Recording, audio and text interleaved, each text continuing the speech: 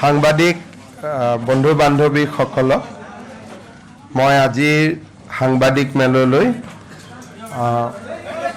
আদৰণি জনাইছো। স্বাভাৱিকতে মই যি বিষয়ৰ ওপৰত সাংবাদিক মেল সম্বোধন কৰিব গৈ আছো ই বহুত বেছি আনন্দৰ বিষয় নহয় আৰু যেতিয়া অসমৰ জনসাধাৰণৰ পৰা নিৰ্বাচিত সংসদ এজনৰ বিৰুদ্ধে বৈৰী ৰাষ্ট্ৰ বা শত্ৰু ৰাষ্ট্ৰৰ সম্বন্ধৰ কথা কোৱা যায় সি আমাৰ জাতিটোৰ দুৰ্বলতাকো প্ৰমাণ কৰে আৰু আমাৰ জাতিৰ বাবে বা অসমৰ বাবে ই যে এটা দুখৰ দিন তাকো নিশ্চিতভাৱে মই অনুভৱ কৰোঁ। असम का एक सांसद का पाकिस्तान से संबंध हो और इसका बारे में लोगों को बताना स्वाभाविक रूप से कोई गर्व का बात नहीं होते हैं, ये दुख का ही घड़ी होते हैं और फिर भी मेरा रिस्पॉन्सिबिलिटी होते हैं कि देश का सामने जो भी होता है उनको आगे लेके जाके खुलासा करना और वही काम आज हम यहाँ करने जा रहा हूँ। एक गोटेই घटनार आरम्भणि হৈছিলে মই সিঙ্গাপুৰত আছিলো ইনভেষ্টমেন্ট সামিটত আৰু তেতিয়া আমাৰ ইয়াত সোশ্যাল মিডিয়াত হঠাতে এখন ফটো আহিছিলে যে 2015 চনৰ 14 ছেপ্টেম্বৰত অসমৰ নৱনিৰ্বাচিত সংসদ গৌৰৱ গগৈ এটা ভাৰতবৰ্ষৰ যুৱ প্ৰজন্ম এটাক পাকিস্তান এম্বেচিলৈ লৈ যায় আৰু এই ঘটনাটো যেতিয়া মই দেখা পালো তেতিয়া বহু দেৰিলৈকে মই আচৰিত হৈছিলো আৰু মই নিশ্চিত আছিলো যে ফটোখন ফ্ৰেম কৰা বা ফটোশ্বপ কৰা আৰু এই ফটোখন কেতিয়াও সঁচা হ'ব নোৱাৰে কাৰণ ভাৰত আৰু পাকিস্তানৰ সম্বন্ধৰ বিষয়ে আমি জানো অপাৰেশ্যন সিন্ধু তেতিয়া হোৱা নাছিল কাৰ্গিল যুদ্ধৰ কথা আমি জানো আৰু কেনেকৈ আমাৰ অসমৰ জিন্তু গগৈয়ে দেশ মাতৃৰ কাৰণে চৰম আত্মত্যাগ কৰিছিলে কাৰ্গিল যুদ্ধত তাকো আমি জানো আৰু পাকিস্তানৰ এম্বেচিলৈকে যুৱ প্ৰজন্মৰ প্ৰতিনিধি দল এটাক নৱনিৰ্বাচিত সংসদ এজনে লৈ যোৱা আৰু সংসদজন যেতিয়া অসমৰ এজন পূৰ্ব মুখ্যমন্ত্ৰীৰ সন্তান হয় অসমৰ এটা সম্ভ্ৰান্ত পৰিয়ালৰ সদস্য হয় তেতিয়া সঁচাকৈয়ে ই এক আচৰিত হ'বলগীয়া ঘটনা আৰু মই বহু দিনলৈ বিশ্বাস কৰি আছিলো যে সেই ফটোখন মিছা সেই ফটোখন সঁচা হ'ব নোৱাৰে। ये सारे घटना का शुरुआत हुए मैं सिंगापुर में था, एक असम का इन्वेस्टमेंट का प्रपोजल लेके सिंगापुर में था। वो समय ये फोटो ये पिक्चर वायरल हुए कि हमारे असम का सांसद गौरव गोगोई जी ने ये युवा लोगों को लेके पाकिस्तान एम्बेसी में चला गया और तब अब्दुल बसीत पाकिस्तान का हाई कमिश्नर था, उनका साथ काफ़ी देर बिताया और एक प्रकार से पाकिस्तान को लेजिटिमाइज करने का कोशिश भी हुए। ये पिक्चर अगर आप कारगिल युद्ध का प्रेक्षापट में देखें तो हमारे ही असम का कैप्टन जिंटू गोगोई ने देश के लिए प्राण दिए थे और कोई सारे लोगों ने देश के लिए प्राण दिए थे और पाकिस्तान का साथ हमारा संबंध का बारे में सब जानते हैं और कैसे ऑपरेशन सिंदूर का समय देश का लोग कैसे प्रधानमंत्री जी का पीछे खड़ा हुए थे इससे ही देश का भावना का भी पता चलता है। मेरा नहीं लगता है कि कांग्रेस का कोई भी और नेता कांग्रेस में कोई सारे नेता है जो कोई सारा विषय में बीजेपी को सपोर्ट भी नहीं करते हैं सरकार को भी सपोर्ट नहीं करते हैं इंडिपेंडेंट व्यू रखते हैं लेकिन कांग्रेस का भी कोई नेता आज तक पाकिस्तान एम्बेसी में ऐसे डेलीगेशन लेके गया है, ये भी मेरा मेमोरी है, वो मेमोरी ये भी सपोर्ट नहीं करता है। हम हमेशा कोई सारे नेता को क्रिटिसाइज करता हो, सैम पीटरदा से लेकर जयराम रमेश से शशि थारूर तक, लेकिन पाकिस्तान एम्बेसी में ऐसे खुल्लम खुल्ला युवाओं को लेके जाने का चित्र शायद वो सब लोगों का भी नहीं है। तो ये जब पिक्चर देखा बहुत देर तक मैंने सोच के रखा था ये कोई फोटोशॉप है, कोनोबाई एखनक बदमाशी करी बनाइছে। But after 2-3 days, Congress people started endorsing it. Congressor মানুহবিলাকে কোৱা আৰম্ভ কৰিলে গৈছে যদি কি হৈছে, গৈছে যদি কি হৈছে। Then I realized that this picture is true. তাৰমানে এই ফটোখন সঁচা হয়। Then we open up the entire investigation because it cannot be in isolation. যেতিয়া যুৱ প্ৰজন্মক কোনোবা এনেকে পাকিস্তান এম্বেচিলৈকে লৈ যায় আৰু তেওঁলোকে স্বীকাৰ কৰে and they try to defend, then we have to realize that there is something more behind this picture. Followed by this, Abdul Basit paid a visit to Assam also, but okay, a ambassador can always come. I don't want to go on length, but followed by this picture, he came to Assam also, and that's a different story. I don't want to go through it. But jetia ei photokhon teoloke hosa buli kole aru photokhonok defend koribor karone arambho korile, then we try to lift the veil je yat ki ase etu to eta sadharon ghotona hobo nuare, there must be something more.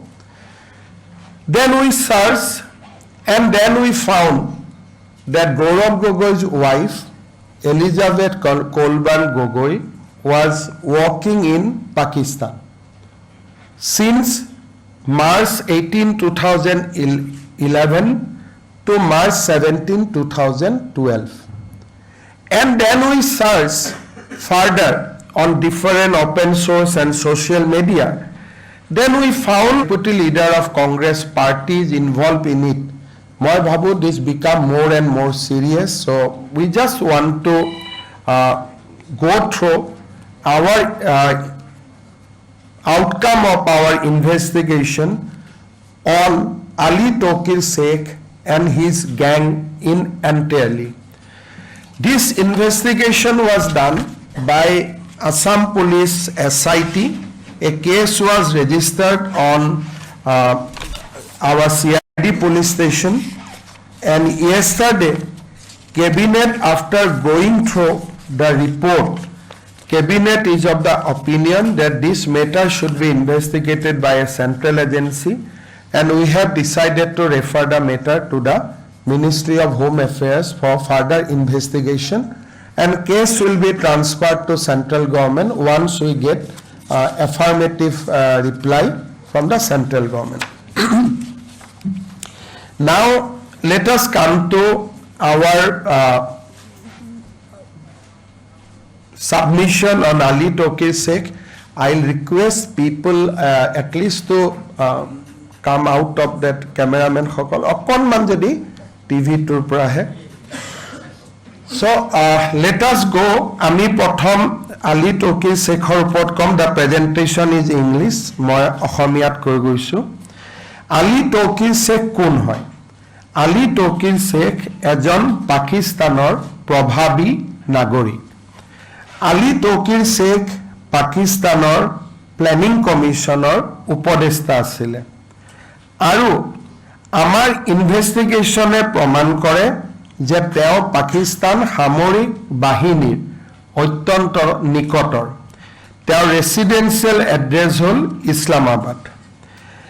ইয়াতে আমাৰ তেওঁৰ ওপৰত central এলিগেশ্যনটো হ'ল যে তেওঁ ভাৰতৰ আভ্যন্তৰীণ বিষয়ত হস্তক্ষেপ কৰি ভাৰতবৰ্ষখনক অশান্ত কৰাৰ এটা ষড়যন্ত্ৰ ৰচনা কৰিছিল। Now how Ali Tauqeer Sheikh বা Ali Tauqeer Sheikh এই গোটেই ইনভেষ্টিগেশ্যনটোত কেনেকৈ সোমাই পৰিলে Ali Tauqeer Sheikh is the CEO of Lead Pakistan.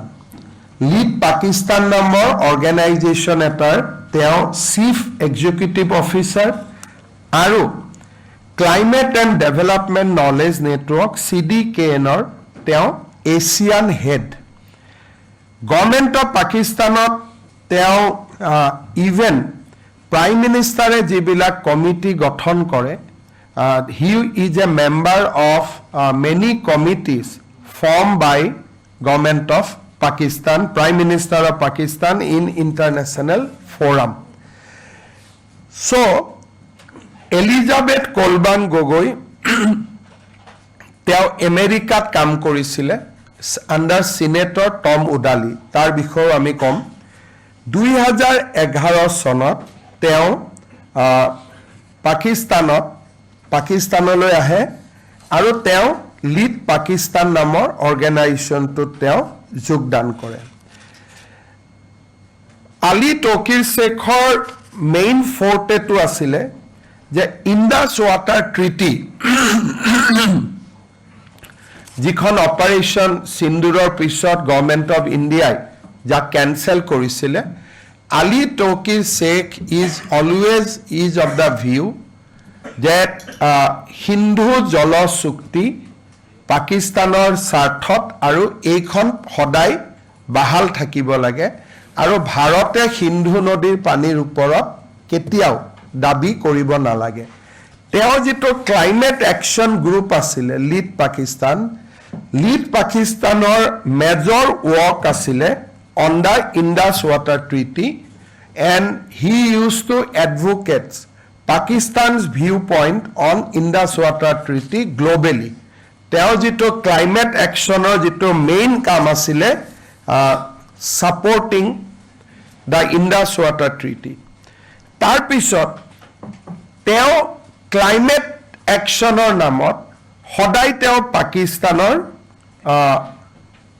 সমৰ্থনত আৰু ইণ্ডিয়াৰ বিৰুদ্ধে পলিটিক্যাল নেৰেটিভ সৃষ্টি কৰাৰ ওপৰত তেওঁ সদায় গুৰুত্ব দিছিল তেওঁ এনআৰসি সিএৰ সময়ত গোটেই ওয়াৰ্ল্ডতে তেওঁ কৈ ফুৰিছিল যে ইণ্ডিয়া ইজ ডিফ্ৰেঞ্চাইজিং মুছলিম যে সিএৰ নামত এনআৰসি নামত ইণ্ডিয়াই মুছলিম সকলক ভোটাধিকাৰৰ পৰা বঞ্চিত কৰিছে তেওঁ অসমৰ ওপৰত their uddesho asil he writes a lot of social media posts article on Assam aru teo koisil je Pakistan aru Bangladeshor Ahomor uporot odhikar ase because this is a unfinished agenda of partition Ali Tauqeer Sheikhor jito viewpoint asile demands Pakistan Bangladesh shared view and response on Assam Muslim population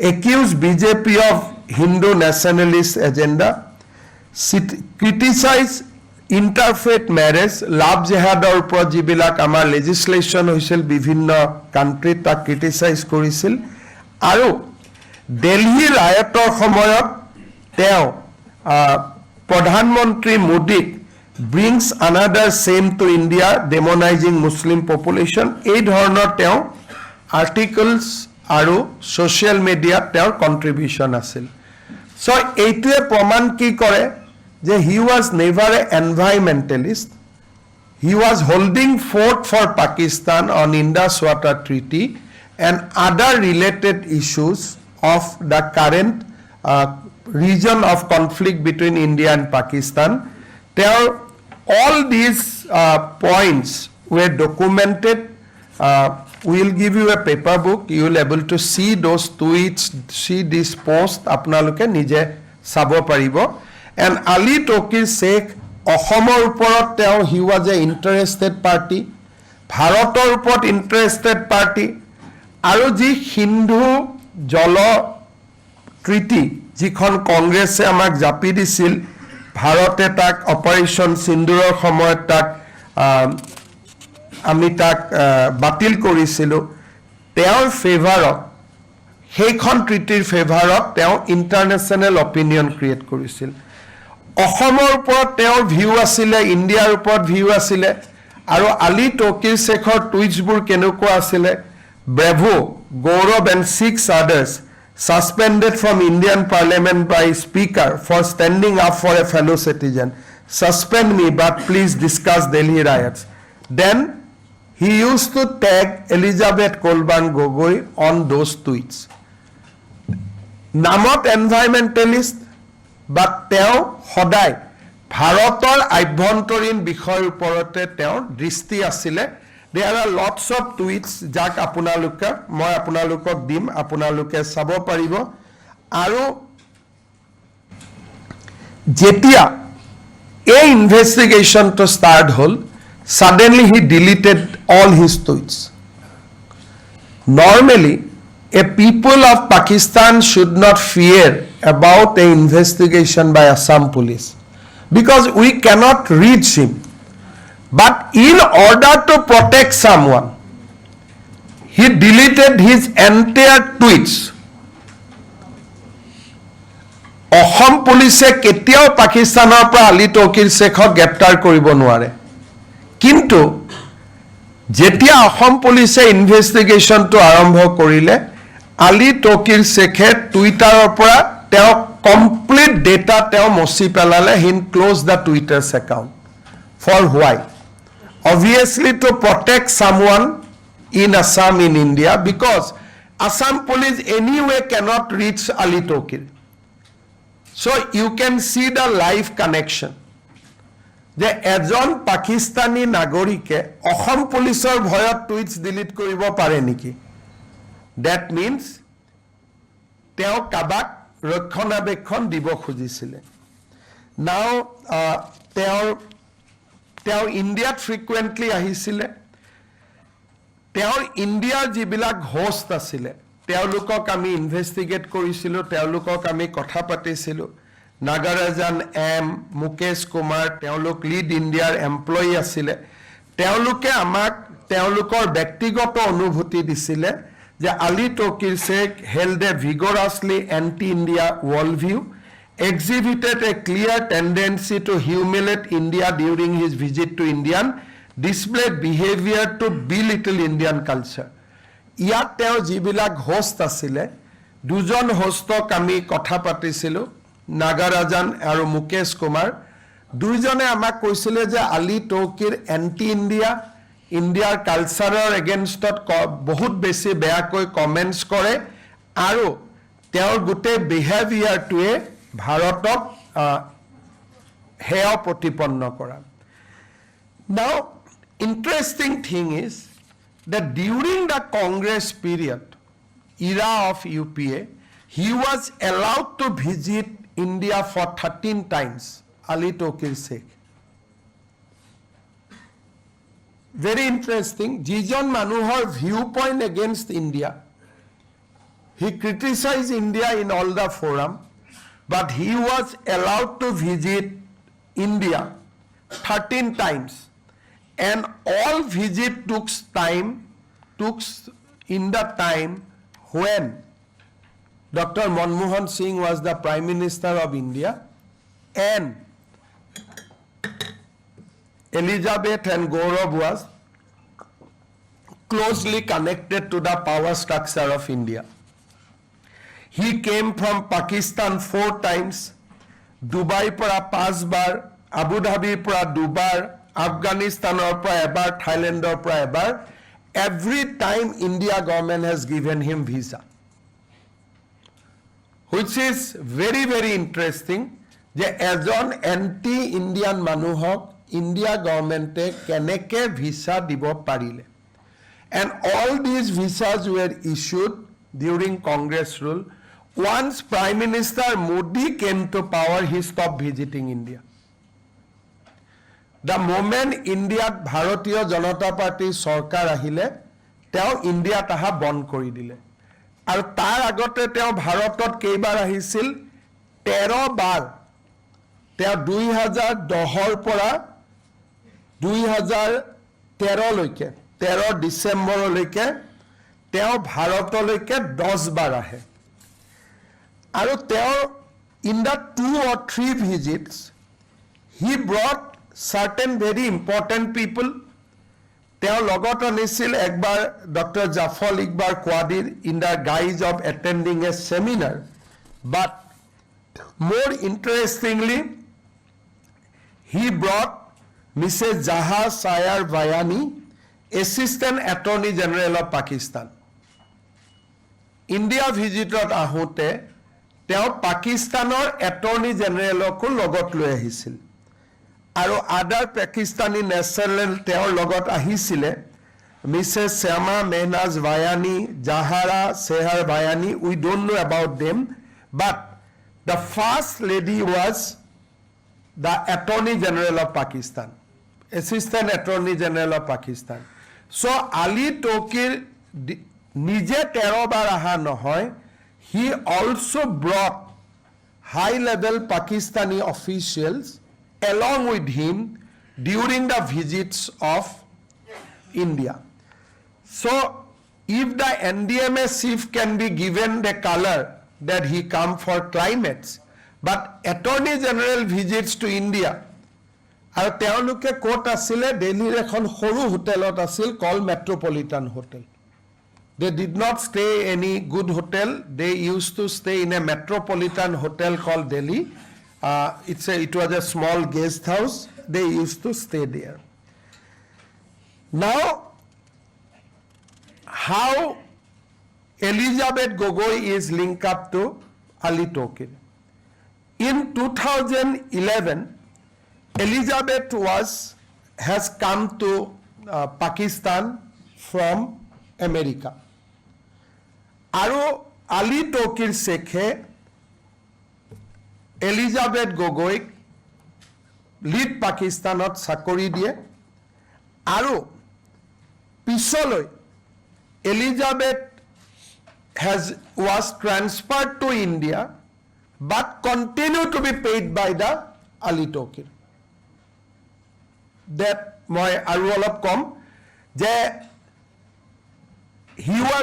she was given an appointment with Lead Pakistan first for 1 year. Followed by that, she came to India, but the salary of Elizabeth Gogoi while she was working in India in a separate NGO, the salary was paid, continued to be paid by Lead Pakistan and Ali Tauqeer Sheikh. So I'll come to that next. Very, very interesting things. Aru, in the agreement itself, it was written that although she will be in India, she will report to Ali Tauqeer only. So, Elizabeth Gogoi প্ৰথম তেওঁ পাকিস্তানত চাকৰি দিয়ে তাৰ পিছত ইণ্ডিয়ালৈকে পঠিয়ায় কিন্তু ইণ্ডিয়াত পঠাওতেও এলিজাবেথ গগৈ দৰমাহা পাকিস্তানে দি থাকে পাকিস্তানৰ পৰা লিড পাকিস্তান এণ্ড আলী তৌকিৰ আৰু এগ্ৰিমেণ্টত লিখা যায় যে her service will not be controlled by Delhi office, it will be controlled by Pakistan office. She will be controlled by Pakistan while in India. Now, year internal story to asile যে CDKN, the World Organization, had 2 independent NGO. One is called Lead Pakistan, one is called Lead India. Lead India was under financial crisis. So being an Asian head, Lead India approached Ali Tauqeer যে আমাক অলপ টকা পইচা যোগাৰ কৰি দিব পাৰিব নেকি আমাৰ আৰ্থিক অৱস্থা বেয়া হৈছে তেতিয়া Ali Tauqeer Lead India কয় যে okay, I will support you, আমি তোমালোকক support কৰিম, but you have to take Elizabeth Gogoi in the payroll and she will work in India. So if you see that initially when Elizabeth came to India, her entire salary control package everything was controlled from Pakistan. Aro Bhavna Luthra, jigoraki lead India head, teo amak statement diye, that as she was paid by Pakistan, lead Pakistan, I did not have any control over her. The boss, যেনেকুৱা আপোনালোকৰ পেপাৰৰ editor জনৰ ওচৰত আমি join কৰিলো, editor জনে আমাক statement দিছে যে যিহেতু তেওঁৰ দৰমহাটো পাকিস্তানৰ পৰা আহে, সো তেওঁৰ ওপৰত মোৰ কোনো কন্ট্ৰোল নাই. Then I'll come to more interesting facts later on. The most important thing and the damaging thing, what Ali Tauqeer was doing through Elizabeth. Elizabeth used to gather various activities surrounding India, including the climate actions, the India's government response to climates, how things can be done. So she used to give reports to the Pakistan, to Ali Tauqeer. The damaging report, August 5, 2014, Elizabeth Gogoi sent a report to her. This report is very, very important. She got information from IB, reference to secret IB reports. Aru kole je Pradhan Mantri Modi ohar pisot ইয়াত এতিয়া ভাৰতত climate action নচলিব. So we have to adopt a new strategy. The name of the strategy was low risk, low visibility. This was Elizabeth Gogoi's recommendation to Ali Tauqeer that after Prime Minister Modi came into power, the climate actions group like CDK and Lead Pakistan, Lead India will not have a field day. So we have to change the strategy. She quote IB. I don't know where from she got the IB reports. She quote IB and she says that now we have to change the strategy to low risk, low visibility, and very important thing, teo Ali Tauqeerok bujale that now we have to bypass central government. For our activity in India, now we have to bypass central government and oversight through sub-national engagement. We'll come to the report later.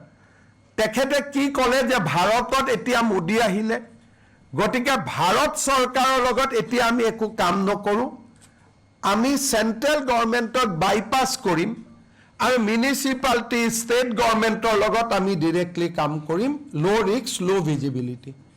This is Elizabeth Gogoi's 45 pages report to Pakistan, and she procured certain vital IB reports. She quote according to IB. Now, who has given her access to IB? Only she will know. But in her report, she extensively quote IB, and she recommended a strategy that low visibility, low risks, and bypass the central government. আর এই রিপোর্টটো কাক দিছিলে? এজন পাকিস্তানী নাগরিক Ali Tauqeer Sheikh. And she is the wife of a MP from Assam. This is the situation. So now, Jetia Elizabeth Colburn Gogoi was working in Pakistan from 2011 to 2012. Ali Tauqeer ভাৰতত আহিছিল attorney জেনেৰেলক লগত লৈ, NDMA অফিচাৰক লগত লৈ. Ali Tauqeer used to take Elizabeth also India along with him. So Elizabeth Colburn Gogoi visits, if you see the timeline, from July 13 to March 3, 2012, she visited 3 times from Islamabad to Delhi, accompanied by Ali Tauqeer Sheikh. So Ali Tauqeer Sheikh used to came to India, and Elizabeth is always accompanied by the Ali Tauqeer in his 3 visits out of 13 visits. So we have just আমি আপোনালোকক দেখুৱাইছো যে how Ali Tauqeer and Elizabeth is a part of international conspiracy. Once you will see that 45 pages reports, one Modi came, they become settled. They said that now we cannot run like this, central government will not entertain us, so let us go to the sub-national governments. And tell report to kak diye, tell report to diye Pakistani Nagorik Elizabeth Colburn Gogoi. Now let us come to the next part of my presentation, who is Elizabeth Colburn Gogoi. Let us see. So Elizabeth Gogoi is a British citizen. By religion, she is a Christian lady. So even after marriage to Gaurav Gogoi, she maintained her British citizenship as well as her own religion, Christianity. So nothing has changed. Gaurav Gogoi biya koruar pisot Elizabeth Gogoi nijor eku porichoy eri dia nai. Tekhet etiao British citizen and teo etiao Christian dharmot বিশ্বাস কৰে. Now Elizabeth Gogoi started her professional career with Senator Tom Udali of America. Now, who is Senator Tom Udali? That is also very interesting thing. After Bin Laden was captured and killed, America stopped all financial assistance to Pakistan. Now, there was a Senate committee where Tom Udali was the member, and Tom Udali recommended that America should restart financial aid to the Pakistan. So Tom Udali is a senator, he was a senator close to Pakistan, and Elizabeth was trained initially under Senator Tom Udali. We have documents to prove that Senator Tom Udali actually received lot of election donation from George Soros Foundation. So these are on record. We have next page, I have annexed all the links. So the Tom Udali George Sorosor পৰা টকা পাইছিলে আৰু পাকিস্তানক আমেৰিকাই নিৰন্তৰ সহায় কৰি থাকিব লাগে বুলি তেওঁ ৰিপৰ্ট দিছিলে সিনেটত. বিন লাডেনক ধৰা পৰাৰ পিছত আমেৰিকাই পাকিস্তানক টকা দিয়া বন্ধ কৰিছিলে, and Senator Tom Udali restarted the financial collaboration with the Pakistan. So Elizabeth started her career with this gentleman called Tom Udali. Then let us come to her Pakistan trip. So Elizabeth joined Pakistan, lead Pakistan in March 18, 2011. March 18, 2011 tarikhe Elizabeth Colburn Gogoi came to Pakistan and joined there as a consultant. Aru jitu contract period asile, the contract period was from March 18 to March 17, 2012. 1 year contract. Teo dormaha kihot asile, prothom 6 মাহ teo 2 lakh Pakistani toka loisile, second 2 lakh 50,000 loisile. When we confronted her that whether you had a Pakistani account, she said yes, I had a Pakistani account. We asked her whether you have closed it now. She refused to answer. So we have every reason to believe that that Pakistani account is still alive. But Gaurav Gogoi in his election affidavit has not mentioned about this Pakistani account. So Assam police jetia koisile je apuni 2011 পৰা 2012 লৈকে পাকিস্তানৰ কাম কৰিছিলে, মাহত 2 লাখ, তাৰ পিছত 2.5 লাখ, আজিৰ Indian মানিত it will be 5 lakhs. যে এই দৰমাহাৰ টকা ক'ত জমাত হৈছিলে? বোলে মই পাকিস্তানী বেংক একাউণ্টত জমাত হৈছিল। আমি খুদিছিলো বেংক একাউণ্ট এতিয়া আছে নে নাই? She refused to answer. তেখেতে আমাক উত্তৰ দিব খোজা নাছিলে Now you see a interesting timeline March 18 2011 Elizabeth joined Lead Pakistan April 27 11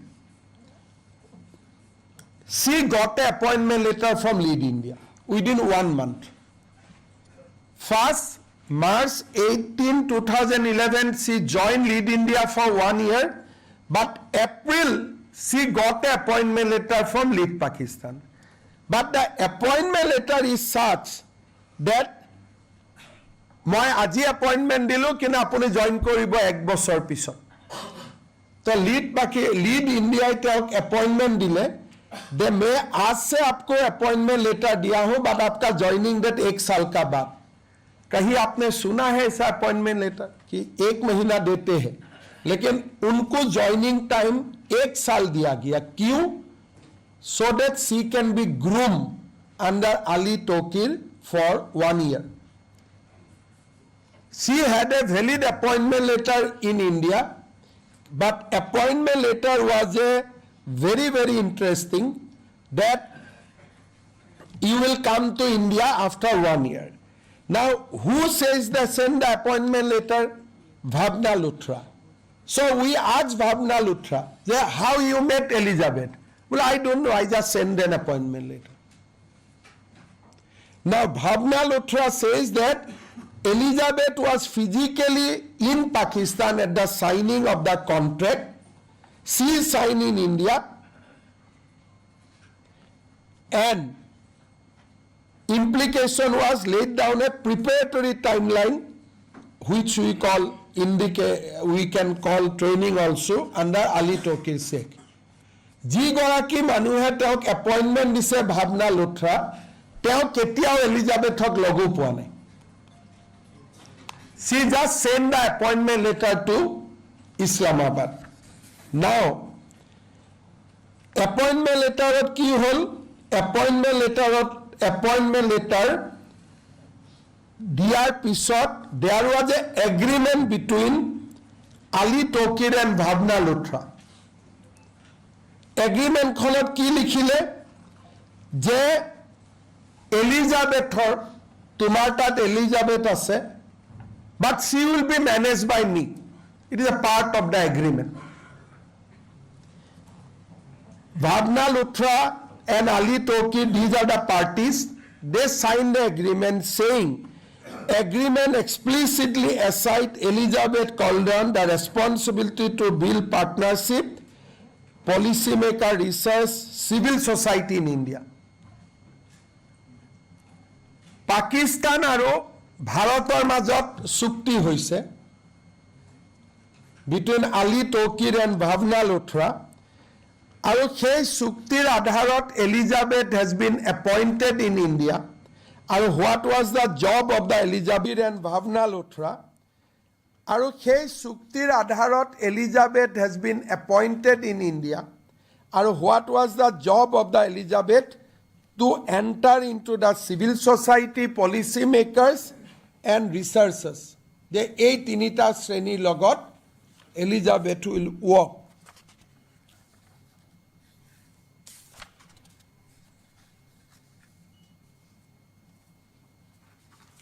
now Bhavna Luthra আমি খুদিছিলো যে why you signed this agreement with Ali Tauqeer she gave us a statement Lead India was brought under ambit of Lead Pakistan solely to facilitate Elizabeth's salary. যে এই এগ্ৰিমেণ্টখন যে হৈছিল এই এগ্ৰিমেণ্টখনৰ মূল উদ্দেশ্য আছিল এলিজাবেথক দৰমহাটো যাতে পাকিস্তানৰ পৰা পায় second FCR permission was mobilized by Lead India to legalize Elizabeth's salary. Elizabethe India join কৰাৰ পিছত পাকিস্তান গৈয়ে থাকিলে কেইবাৰ পাকিস্তান গ'ল আমি দিম আকৌ she keeps on traveling to Pakistan and every Pakistan trip was sponsored by Lead Pakistan. She is an employee of Lead India but her Pakistan trip is being sponsored every time by the Lead Pakistan. Second, that as I said, that whenever Ali Tauqeer come to lead India office, he is always accompanied by our Elizabeth Colburn Gogoi. Now come to the main issue. Elizabeth was contracted for salary of 2.5 lakhs, but her boss Bhavna Luthra, her salary is 50,000.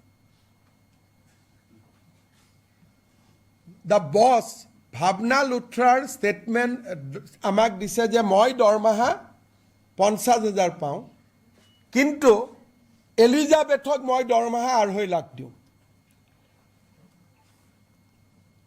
Now you come to the legal provision. Indian FCRA is not for foreign national. So what they were doing, lead Pakistan is sending money to lead India, then lead India is paying to Elizabeth. So to bypass the FCRA regulation,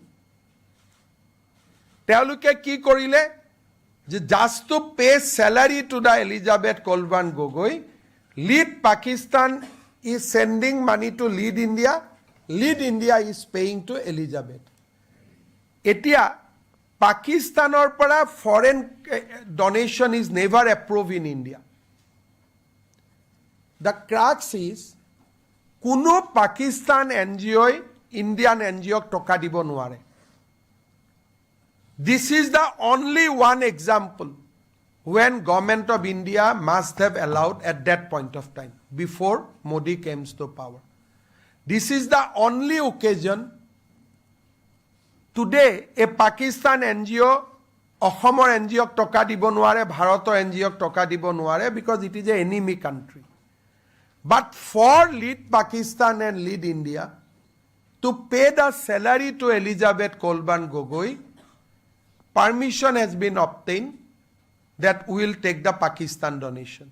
Probably, Home Ministry, this will be the single example when Pakistan FCRA has been agreed and to pay to a foreign national because Elizabeth is a foreign national.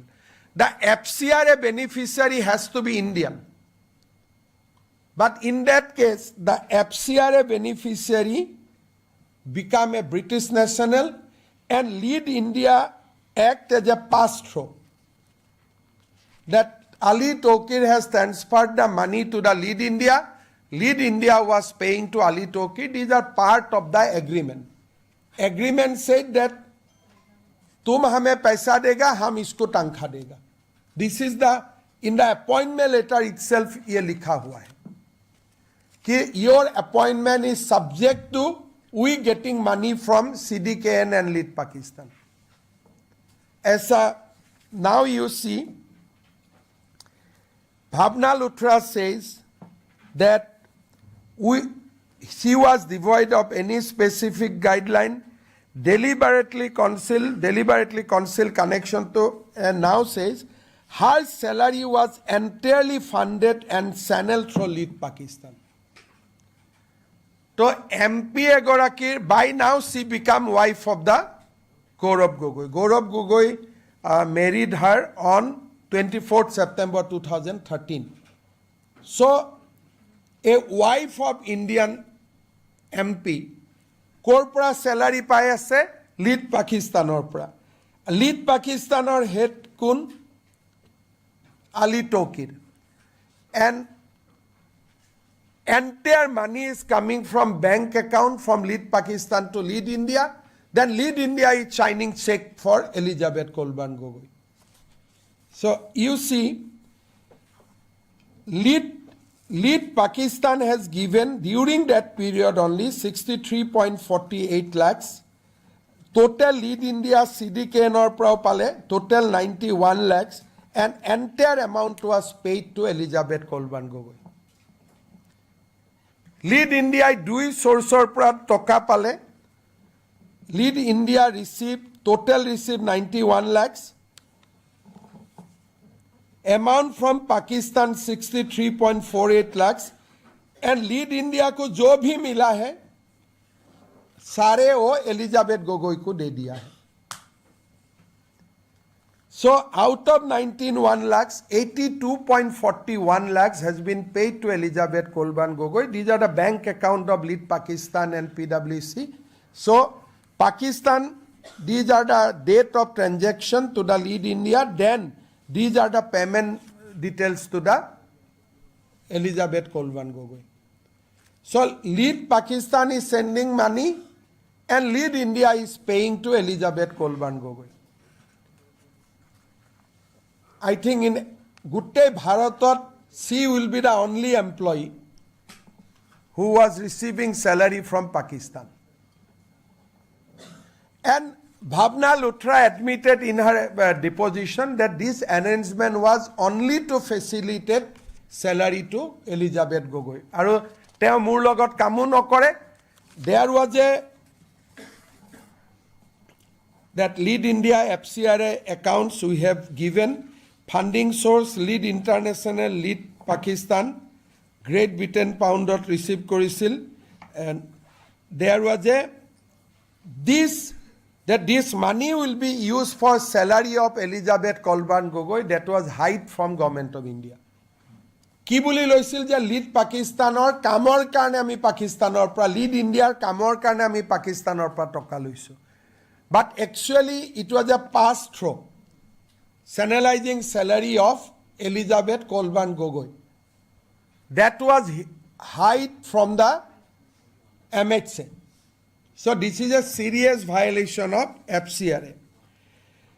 Jetia Elizabeth Colburn Gogoi agreement khon apuni sai, we'll give the copy of the agreement. The agreement has says that she will be directly under the control of the CDKN and Lead Pakistan. We can show it. No?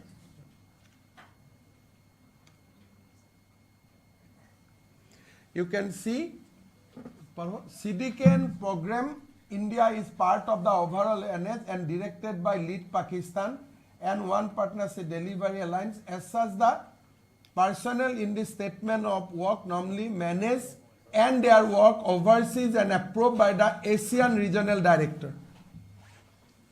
ऐसे कोई appointment letter अपना लोग क्या देखिस? The C will be managed by the Asian Regional Director, that is Ali Tauqeer. And in the agreement itself, it was written that she is the CDKN program manager, program lead in India. She will be managed and directed by Lead Pakistan. These are the part of the agreement. A sitting MP's wife is being managed by Pakistan. These are the documents which we seized during our investigation process. Agreement ki likha ase je Elizabeth Colburn Gogoi Indian office manage koribo nuare, she will be control and manage. Teok Porichalona Ali Tauqeer Islamabador prai kori thoba tat Islamabador namu ase. So this is a unique employment arrangement. So we consider this as a shadow employee of Lead Pakistan. Because Lead Pakistan is paying her, she is reporting to Lead Pakistan. That means from 2011 she started up to 2015, these 4 years, she was managed by Pakistan. Salary came from Pakistan. And we have all the bank details. Lead Pakistan yat poisa pothua. Lead Pakistan Elizabeth Colburn Gogoi payment kora. Entire things are in our possession. This agreement has also been officially confiscated under relevant section of Indian law, and we confiscated it from Lead India office. And she herself told us, the Bhavna Luthra amak nije koise, that she is being controlled by Pakistan, and this line clearly indicates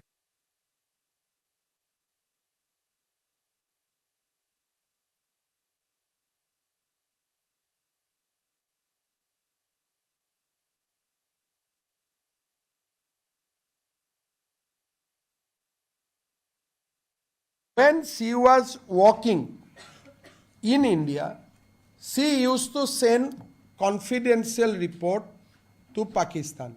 So we are in possession of a 45 pages confidential report which she has authored. Tat ki likha ase? Tat reported assessment shared with Ali Tauqeer Sheikh on policy sense on climate related issues under Prime Minister Narendra Modi.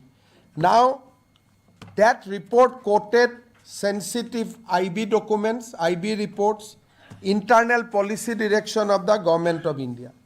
Now, report tot ki teo likhisile? Teo koisile page 14, low risk, low visibility strategy recommended. Advocating Pakistan-based actor to maintain covert operational strategy in India to avoid detection and scrutiny. Low risk, low visibility. This was her recommendation to Ali Tauqeer. Second, Ali Tauqeer ki recommend korisil? Bypass central government. Yes, Kendriya Sarkarok eti ami bypass koribo lagibo.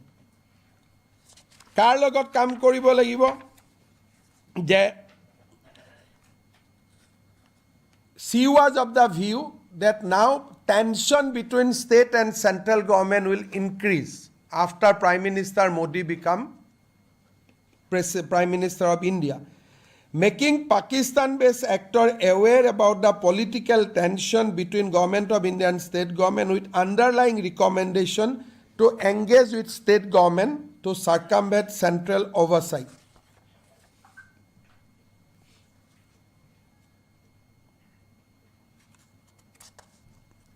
She herself says that my job is to work with the policymakers and all. So, this is her report, and we in our paperback you will get the report that her recommendation was bypass central government and work with the sub-national agencies. So, Indian MP ejonor poribare enekwa report jodi authored kore, who help her?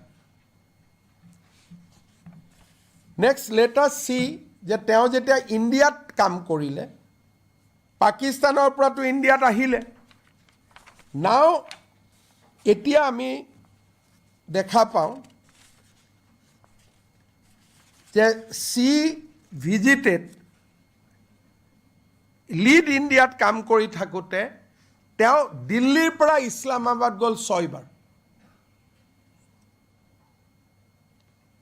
She has traveled from Islamabad to India 3 times when she was working with Lead Pakistan. But when she was working with Lead India, 6 bar teo Islamabad goise. Aru jetia sakori bodlale, Oxford Policy Management eta belek eta organization thumale, that time she visited 3 times. So, 9 bar Bharat aru Pakistanor majot aru 3 bar Pakistan thakute Bharat. Aru jetiai teo jai, tekhete airport di na jai, she always use the Atari border. She used to cross Pakistan, probably to make it low key, always through Atari.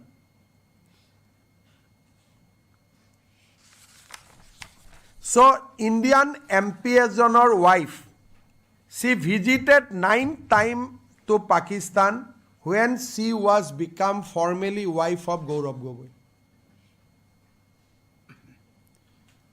I do not know whether Gaurav has informed his high command or not, but these are the job, and 6 times Lead India head Bhavna Pandey amak koise je moi najanu kiyo jai. The manager has given that her controlling officer has said that why she is going to Pakistan, I don't know. I have not sent. Now, why she is traveling so frequently at that point of time between India and Pakistan? So, we are summing up links to George Soros via Senator Tom Udali, employment with Lead Pakistan, refused to disclose Pakistani bank account, predetermined employed contract with Lean India, shadow employment arrangement to facilitate salary 500 higher, Bhavna Pandey reporting authority koi 5% higher, primary beneficiary of 82 lakhs from Pakistani FCR account, no oversight from Lead India management reported directly to Pakistan, transmission of confidential report to Pakistan, report contain reference to secret IB report, advocate low risk, low visibility, recommended bypassing central government via state level, exploited center-state political tension in intelligence report, joint pre-employment travel with Ali Tauqeer, sixth unauthorized visit. Because why we are saying unauthorized? Because her reporting bosse najane kiyo goise. Soibar unauthorized visit and 3 additional Pakistan visit after she joined Oxford Policy Management. So sitting MP egorakir ghoiniyeke 9 bar Pakistanor logot up and down korise, prior to marriage 3 times, post marriage 9 times. And he is the deputy leader of our Congress Parliamentary Party.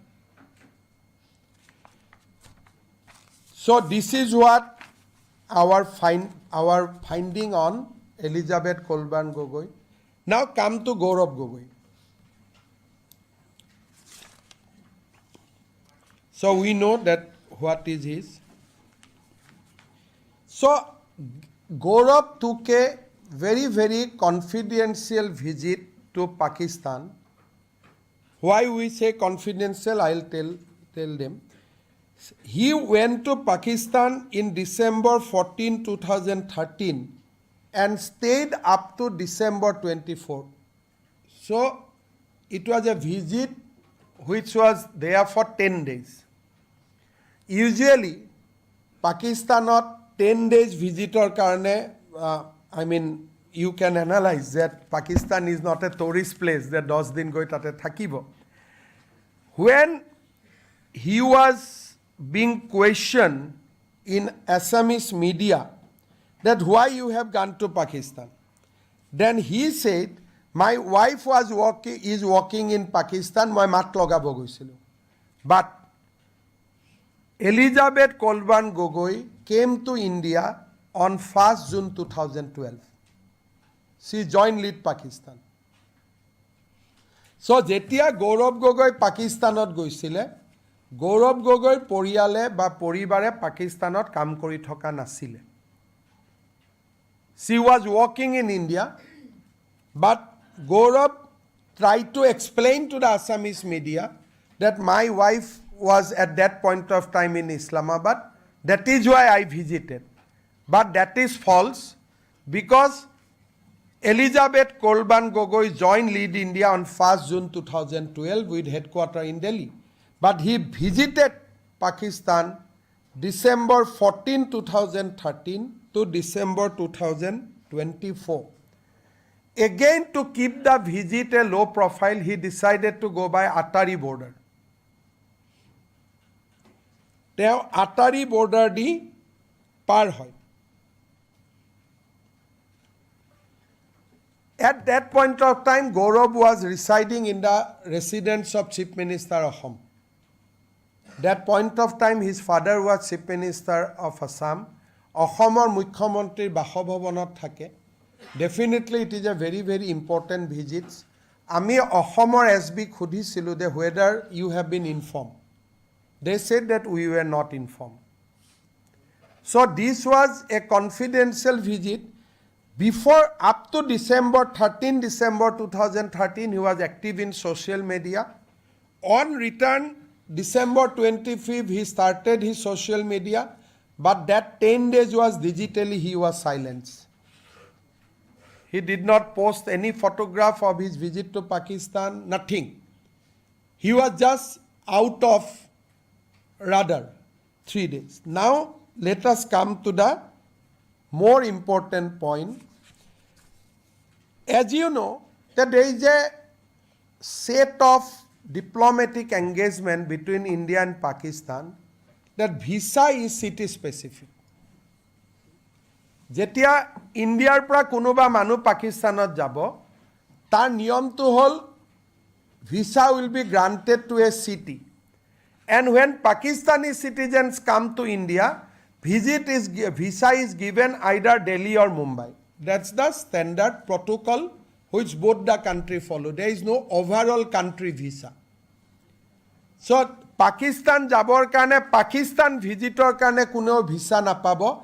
Lahore, Islamabad, Karachi kunoba eta jagat jabor karone visa pai jot kam ase. Teneke Pakistani manu jodi Bharatot ahe kunoba eta jagar visa pabo Delhi, Guwahati, Kolkata. He cannot go entire country. Now see their connection. Gaurav and Elizabeth traveled together on 15 December with a visa stamp which will show you.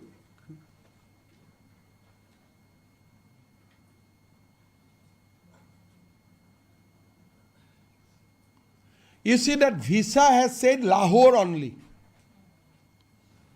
The visa was issued for Lahore. So this is very important thing. Teo kot jabo visa dile okol Lahore jabo. Kun tarikhe teo gol 12 tarikhe 12 December teo visa dile 15 December teo after 3 days after getting the visa he went to Lahore. Now what happened? The Pakistani, next page. The Pakistani Interior Ministry issued a letter saying that he is also allowed to visit Islamabad and Karachi. And that visa amendment happened when already jetia teo Lahorot ase. Eta apunaluke muk kok jodi ami Londonot jao mor visa khon Londoner embassy e mati ani muk visa khon dibo niki beleg visa. Apunak ji visa lagibo India te loi jabo lagibo. That visa cannot be changed in Lahore. Suddenly Lahore teo Lahorot goi puar pisot Interior Ministry of Pakistan has issued a letter. Now we want this letter from Gaurav Gogoi. Letter khonot ki likha asile? But you can clearly read so and so allowed to visit Islamabad and Karachi.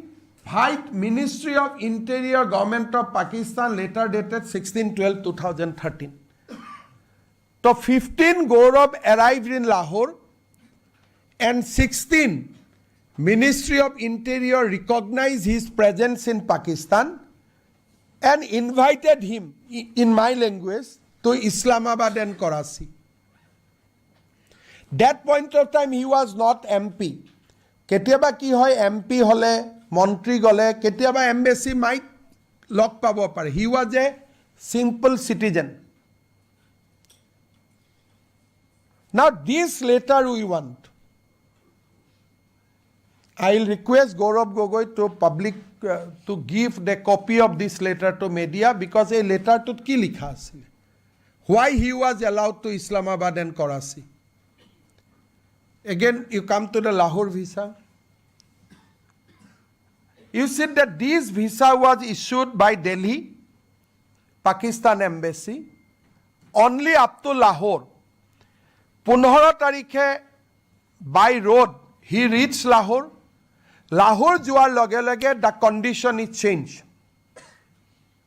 Next page. Lahore joar loge loge teo kune contact korile? Who came to meet him?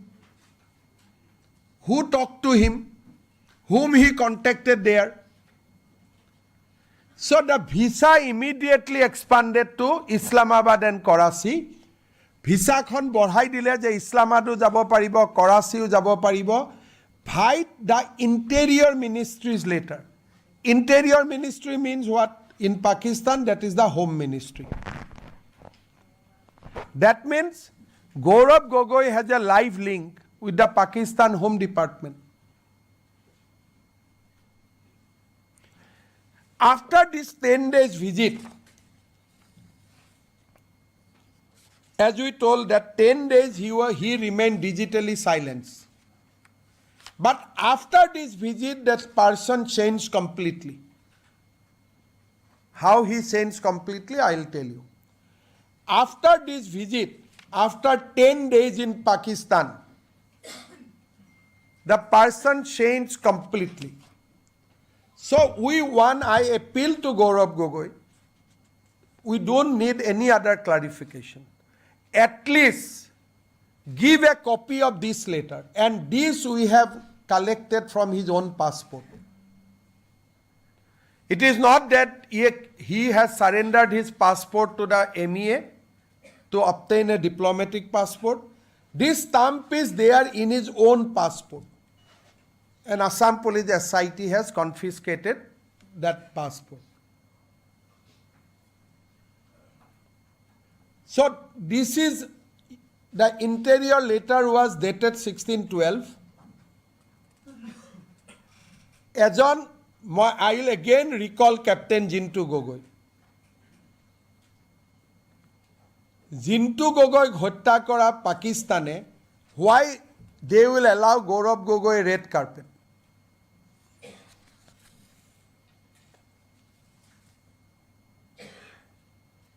Now, অসমৰ মেডিয়াক তেওঁ কেনেকৈ অসত্য কথা কৈছিল প্ৰশান্ত ৰাজগুৰুৰ আগত ইণ্টাৰভিউত, মই কেইটামান clarification দিছোঁ। নেক্সট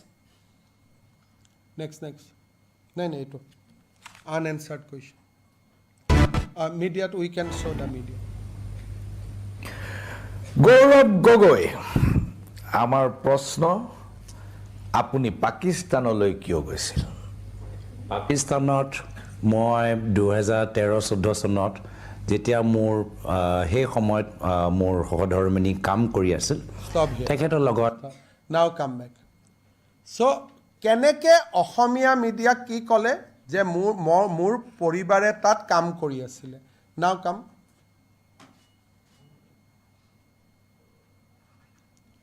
চ'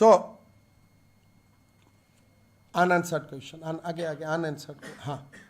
Gaurav Gogoi visited Pakistan 21 months after Elizabeth left her Pakistan's assignment.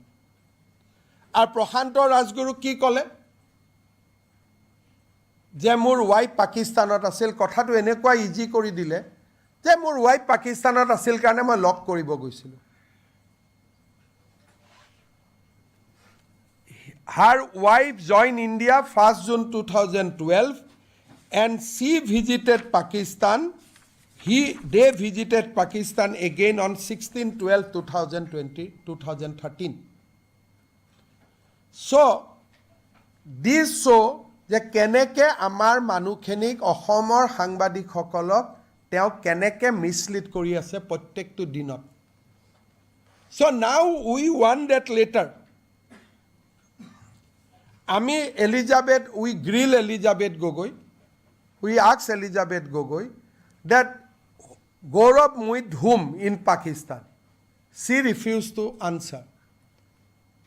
আমি Elizabeth Colburn Gogoi সুধিছিলোঁ যে গৌৰৱ গগৈয়ে 10 দিন পাকিস্তানত ক'ত থাকিলে আপুনি আমাক জনাব নেকি? তেওঁ ক'লে মই নজনাওঁ। এণ্ড আমি অবভিয়াছলি ফ'ৰ্চো কৰা নাই, C is a lady. So we suspect that 10 days he was put under some kind of training. Because he was digitally silenced, he was taken to Islamabad and Karachi. You know, Islamabad is the headquarters of Pakistan military. He was supposed to go to Lahore. From Lahore, he was taken to Islamabad and Karachi. আৰু যিকোনো অসমীয়া মানুহ যদি visa যি হ'ব ভাৰততে হ'ব। থাইলেণ্ডত যোৱাৰ পিছত থাইলেণ্ডৰ এম্বেচিডিয়ে ভিছাখন এমেণ্ড কৰি দিব নেকি? ছিংগাপুৰ যোৱাৰ পিছত ছিংগাপুৰৰ এম্বেচিয়ে ভিছাখন এমেণ্ড কৰিব নেকি? So these are the hard question Gaurav has to answer. Now you see, after he returned, he became MP. Now what kind of question he put in the parliament? পাৰ্লিয়ামেণ্টত তেওঁ কি সোধে question about the military preparedness, import of hardware and software for defense force, assessment of air squadron and submarine of Indian Armed Force, new rules regarding domestic manufacturers of arms and ammunition. These are genuine questions? Now you see, he asks question, the Pakistan High Commission at epinos hoy ase niki? ভাৰতে পাকিস্তান হাই কমিশনাত চোৰাংচোৱা কৰি আছে নেকি? So these are abstract from his parliamentary question. Epinoges at the Pakistan High Commission of Delhi. Is it for a MP to ask? Then you see, he asks strategies of the nation's water mission area close to that Colburn's area of work, the climate change related questions. Sensitive military question. Gaurav put question in parliament. Apnaloke just you see and think. Nuclear power plants. Quote ase. Uranium reserve in Jharkhand, Meghalaya, Andhra Pradesh, Telangana, Rajasthan, Tamil Nadu, Bihar. Where it is? He was asking about uranium reserve. These are immediately after his Pakistan visit. He was asking about uranium tapping. He was asking about Western Front. He should have asked question on Eastern Front, he being MP from Assam. He was asking question on Western Front. He was asking import of hardware, air squadron, submarine assessment.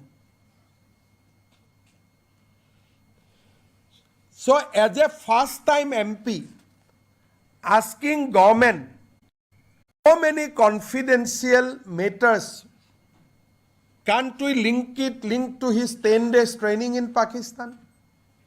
Till he come clear, যে মই পাকিস্তানত ক'ত আছিলোঁ. He must reveal all his picture.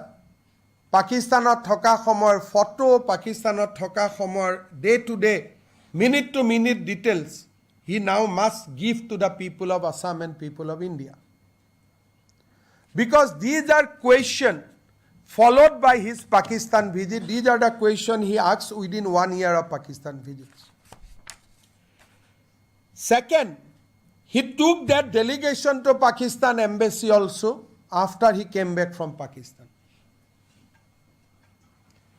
He came back from Pakistan, he became MP. Kunuba MP lora swalik Pakistan embassy loi jay niki? Have you ever heard a sitting MP of Indian Parliament takes youth to Pakistan embassy? But all these things happen after his return from Pakistan. Until and unless he clarified about his Pakistan visit, about the Interior Ministry later, we have every right to say that you have undergone a 10-day course. Why you have been picked up from Lahore? Because you have consented, by taking a visa, you consented to visit Lahore. Now who picked up, who blackmailed you to visit Islamabad and Karachi? Have you applied by your own self or it was an offer? Tumi abedon korisila ne tumak nije loi gol? Never forget, he was chief minister of a sensitive state, son of a chief minister of a sensitive state. So who took him to Islamabad and Karachi? How he spent next 10 days? That people of India must know, people of Assam must know. Otherwise, his every parliamentary question will be seen with suspect. You see that who is the other member of Parliament in India who visited Pakistan embassy with a youth delegation? যুৱ সকলক লৈ, যুৱক যুৱতী সকলক লৈ পাকিস্তান এম্বেচিত যোৱা ভাৰতৰ দ্বিতীয়জন সংসদৰ নাম আছে নেকি? Now see the next, it is more dangerous. May 12, 2022, there was no COVID. অসমৰ সাংবাদিকসকলক তেওঁ আকৌ মিছলিড কৰিছিলে show the clip.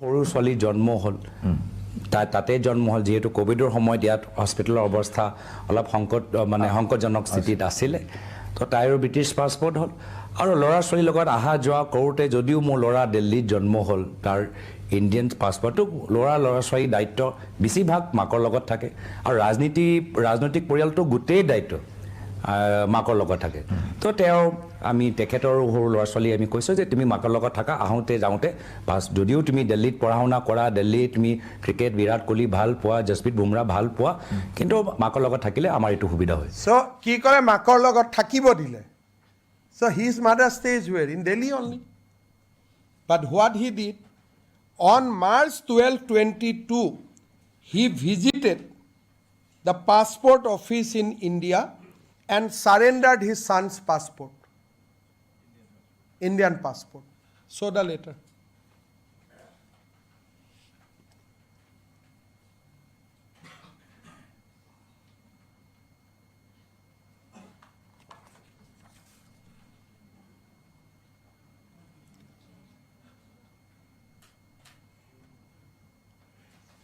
You see, a MP surrendered his son's Indian passport. How disgraceful. That ki likha ase? Sri Gaurav Gogoi has surrendered the passport of his son because he took the nationality of another country. Gaurav Gogoi, he himself visited the passport office and surrendered his son's Indian passport. কিমান দুখৰ কথা হ'ব পাৰে Tarun Gogoi নাতিনিয়ে without his consent, he is a small boy. So Gaurav Gogoi visited the passport office, Gaurav Gogoi passport office visit কৰে আৰু ল'ৰাৰ Indian passport surrender কৰে. Now you come to the next presentation. Next. You see this slide. Jetia Master Kobir Gogoir Indian passport asile, his religion was written as a Hindu. So when the first elder son has an Indian passport, the religion was written as Hindu. But when he acquired British citizen, they stopped writing the religion of his son. Now, his youngest daughter, Maya Gogoi, she is having a British passport from beginning, and she declared in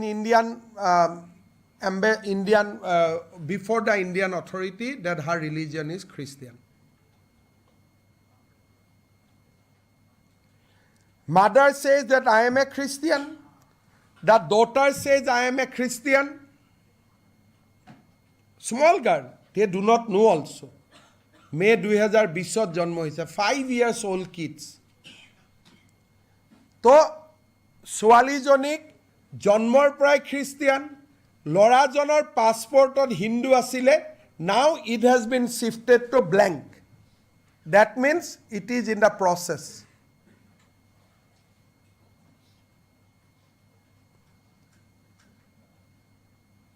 So you can see the reality. And they are not 18 years. তৰুণ গগৈৰ religion তেওঁলোকৰ অধিকাৰ হয় তৰুণ গগৈৰ nationality তেওঁলোকৰ অধিকাৰ হয় 18 বছৰ পিছত নিজে কিবা কৰিব nobody will question. But a sitting MP surrendered Indian passport. We can show you that religion blank. Agot religion Hindu asile. In the we will give you the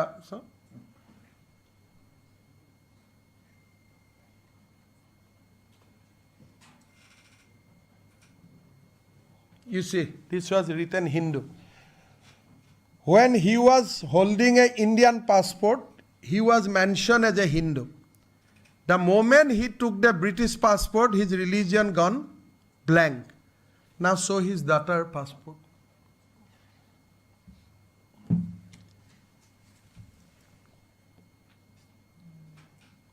The family has 4, 3 people having British passport. He is the lone Indian citizen. Saritar family, 3 jone British passport ase, ejon Indian citizen hoy ase. 4 joner bhitor 2 jon Christian, ejon blank aru ejon Hindu. Who will be our chief minister?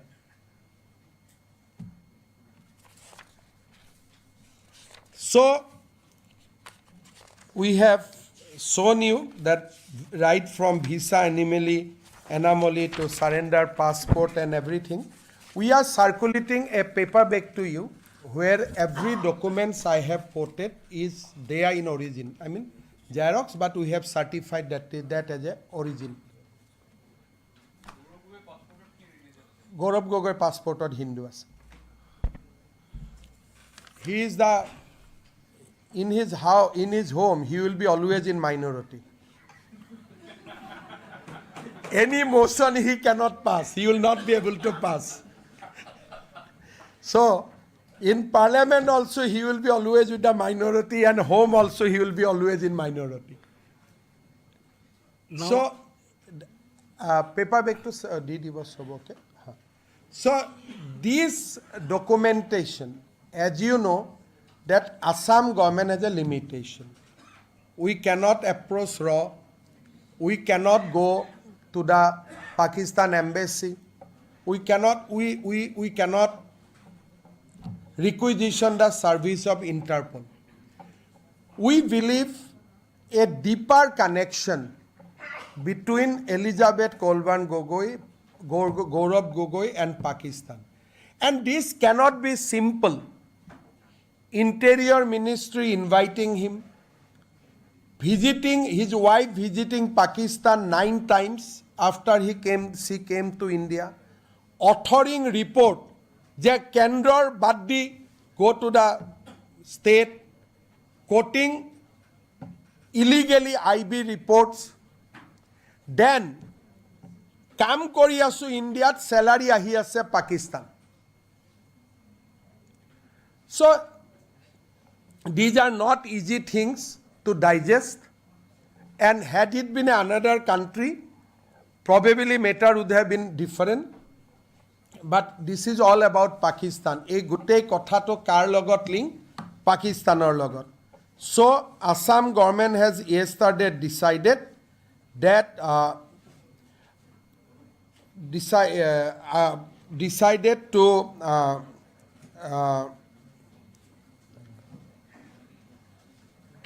hand over the case to the MHA, Ministry of Home Affairs, and Ministry of Home Affairs sok ami request korim to push for appropriate investigation, and ji result ahe amiu result khinik raijor agot janaboloi bhal pam. So we recommended a national level proof. Yesterday cabinet has passed.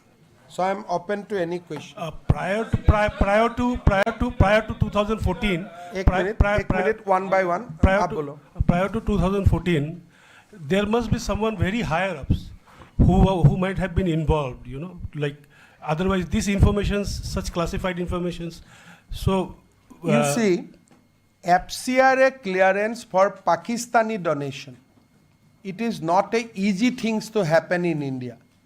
So I have every reason to believe that in between 2011 to 14, there must be another handler. Apart from Ali Tauqeer and Elizabeth, there must be another guy who is connected to the higher up, because I can vouch getting Pakistani FCRA, Pakistani donation in India, it is a simply impossible thing. ভাৰতবৰ্ষত পাকিস্তানৰ এনজিঅ'ই টকা দান কৰিব, it can be routed through British or America. But directly Islamabad to Delhi, Toka Hibo, Government of India will allow. It cannot happen until and unless somebody is there who is very close to the then establishment. बताइए ये जो आपने कहा कि Elizabeth ने Pakistani account के बारे में सच नहीं बताया है और एमपी होने के नाते उन्होंने एफिडेविट दिया है, उसमें जानकारी नहीं दी है, तो चुनाव आयोग तो आप कह ही सकते हैं कि इसका मेंबरशिप कैंसिल करो। आप देखिए, ये तो आज हमें आपका पास शेयर किया हूँ, because this is a result of A investigation. अभी डेफिनेटली जो लोग ने गौरव गोगोई का साथ चुनाव लड़के हारा है, now they have right to apply to the election commission because they have not disclosed completely the Pakistan as well as a UK account, and he said that she is working in a local NGO. So in the affidavit, true picture was not given. So definitely the candidate who lost the election with Gaurav Gogoi definitely will approach election commission because false affidavits lead to 1 year imprisonment. मेरा एक सवाल है, did you not अनुरोध बोलो, एक एक करके, I have time, आराम से जाए. Mr. Minister, at the time when Elizabeth was walking and when she quoted the IB report, at that point in time, Gaurav Gogoi was not the At that point of time, he became MP. At the time of signing the report, Gaurav was MP because this report was sent when Prime Minister Modi became Prime Minister. And Gaurav also became MP in that period itself. how she got access to This is we have asked, she said, नहीं, मैंने open source से मिल गया. But IB report cannot get from open source. So this matter need to be investigated. That is why I am of the view that more than the IB report, getting Pakistani money into India is not a easy thing. Now there must be someone and suggesting that bypass federal government, go to the state. These are the things very, very internal to India. When you report those things to Pakistan, you must be helped by someone. एक सवाल इधर से नीरज बात आओ, प्रोविन. During this investigation and after all findings, did you not consider grilling Gaurav Gogoi and asking center to book Mrs. Elizabeth for FCRA violations? Gaurav Gogoi ami interrogate kora nai, purely because he is a sitting member of parliament, deputy leader of the opposition party. We left the job to the central government agency. But if central government somehow asks us to continue the case, then definitely we will call Gaurav. But at this stage, we did not interrogated him, showing some kind of respect to his position. Sir, if we had so much, sir, excuse me, sir, if we had so much.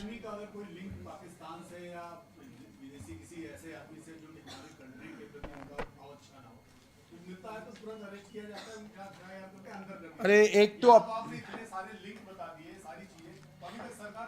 देखिए, एक operation सिंदूर में समय एक YouTuber खाली पाकिस्तान घूमने गया था और अपने वीडियो वगैरह अपलोड भी करते रहा. She was not saying that मैं नहीं जा रहा हूँ, वो तो एडमिट कर रहा था कि मैं जा रहा हूँ. ये तो डिजिटली भी साइलेंस रहा, किसी को पता कि भी होने नहीं दिया जब तक ये घटना नहीं हुए. तो अभी आप बोल सकते हैं आप अरेस्ट नहीं क्यों किया. चुनाव का पहले ऐसा स्टैंड लेना, it is not a very easy job, but this investigation will definitely lead to some hard action. मेरा सवाल है, मैं इधर से मैं एक एक करके So actually I was about to ask the same question that he has asked, but just to take it forward, so is it that it could hamper the electoral fortunes of the party, that's why you are not acting against Gaurav Gogoi? Look, if I arrest him now, I will be accused of political, that Himanta Biswa Sarma is doing politics before election and all. So, as we have handed over the case to MHA, I am sure that logical conclusion will take place. Of course, now there will be a lot of demands from people also after I reveal today everything. So let us see, we'll examine, we'll take it to the logical conclusion. But arresting at this stage is a hard step we don't want to take. We'll go step by step. Sir, from the last, sir. From Sir, the last, yes. Yeah. Sir, if we had so much information, why didn't you approach the central government earlier? Given the sensitive issue of national security, a central inquiry should have been already initiated. But I think our police was doing a better job. So state police was doing a better job. Can you imagine any other state police to get hold of those such documents? Can you imagine anybody will get the Gaurav Gogoi's passport without interrogating him? So you must compliment SIT of Assam for a finer level of inquiry. Gaurav Gogoi's pocket thoka passport we accessed it. So it is not a easy thing. Amar Assam police or SIT bahut korise. But to take to the next stage, once we examined the report in cabinet yesterday, we found that यहाँ से आगे हमें नहीं करना चाहिए, central government को देना चाहिए. So yesterday cabinet in its wisdom to take a decision to refer the matter to the central government. But SIT has also recommended under what section we could have filed such sheet. So those are also there. When you see the report, we are going to give you the copy. They have already recommended the actions that under this section we can file search sheet against Gaurav Gogoi, Colburn and Ali Tauqeer. But we need a higher level of inquiry because you see, if from India he is going to Pakistan, we can capture. But if that lady has visited Pakistan from London, we cannot capture. Aji apnaluke sabo, Elizabeth Colburn Gogoi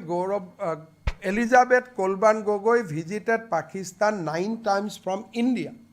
But how many times she visited Pakistan from London, that our system do not support. That we have to take it from Interpol. Because our system, our computer, our system can only track if you are leaving from a station of India. Etia apuni jodi aji, say moi as a individual, moi jodi aji America golo, America pra jodi moi Pakistan golo. Muk India cannot track me. Simply I have to say my passport is lost. The stamp will be erased. So, Interpol or other international agencies' help is required. That is why Cabinet in its wisdom has decided to refer the matter. But otherwise also we have material to search him. Sir, मैं नमस्कार, मैं NDTV से.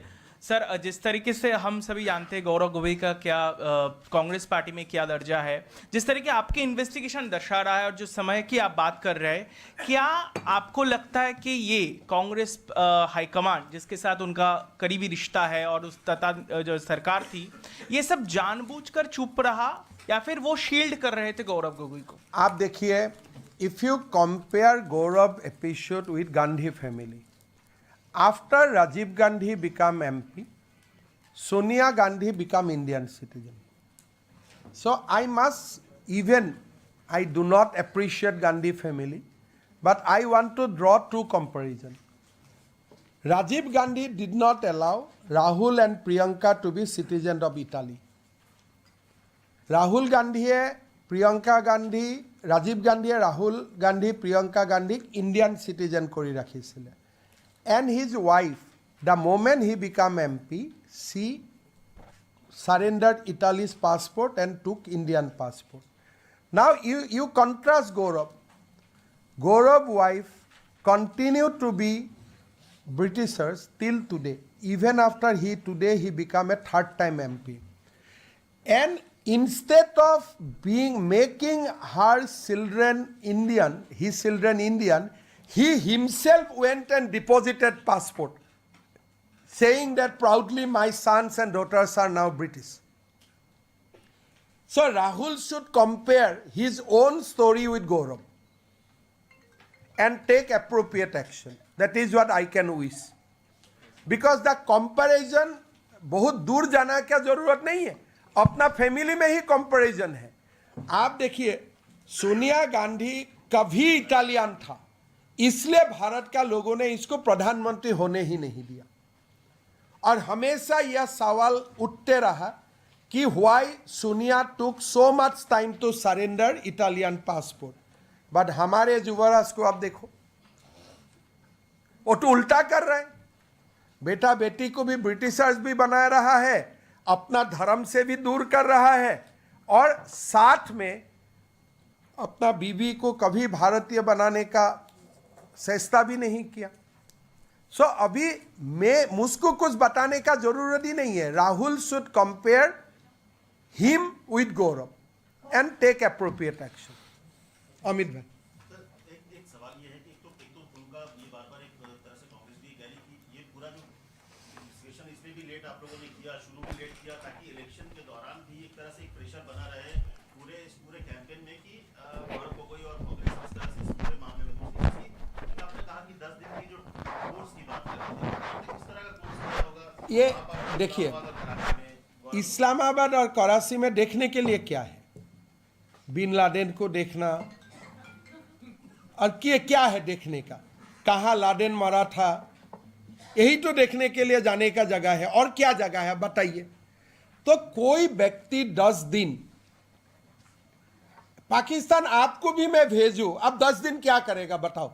एक दिन लाहौर में घूमा, एक दिन कोई दूर जगह में घूमने का बाद अरे यहाँ तो रहने का माहौल ही नहीं है, चलो।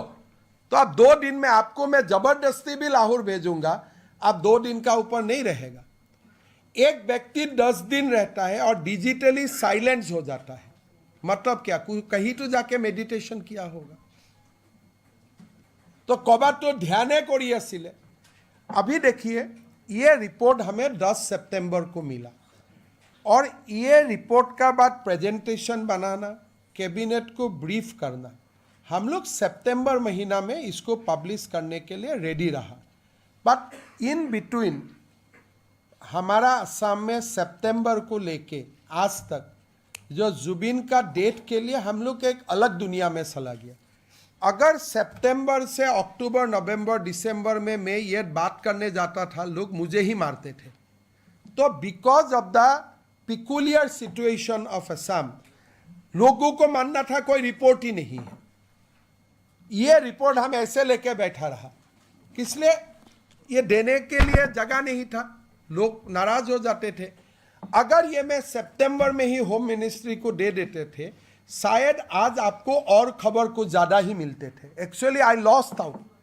मैं तो पहले ही अगर भारत सरकार को दे देते थे तो आज मुझे बोलने के लिए और कुछ होते थे। मैं तो 50% नहीं 20% बोल रहा हूँ। I could have gone much more information. I'm Gopi from INS. So what about Lead India? Have they been under scrutiny? Where are they still getting their funding from? If you could tell us something about that. This is another very important aspect.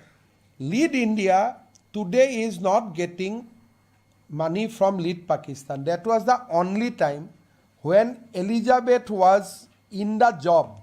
Only that point of time Lead India received money from Lead Pakistan. But after she exited and she shifted to Oxford Policy Management, another NGO, they stopped getting fund from Lead Pakistan. However, normally अगर कोई लोगों को पाकिस्तान से मिलते थे, पीछे में उनको वो ब्लैकआउट हो जाना चाहिए था। तो how that scrutiny is not happen in that case, this is also another aspect. Normally अगर एक बार किसी ने पाकिस्तान से पैसा लिया, भारत सरकार उनका FCRA कैंसिल करता है। How in this case they avoided it? Primarily 2013 तक हमारा पास कोई कंप्यूटर का सिस्टम नहीं था। 14 से ही ये एक सिस्टम में लाया गया। 13 तक मैनुअल था। प्रोबेबली हमारा रिपोर्ट जाने का बाद lead India will also come under scrutiny. Sir, I'm Piyush from India Today.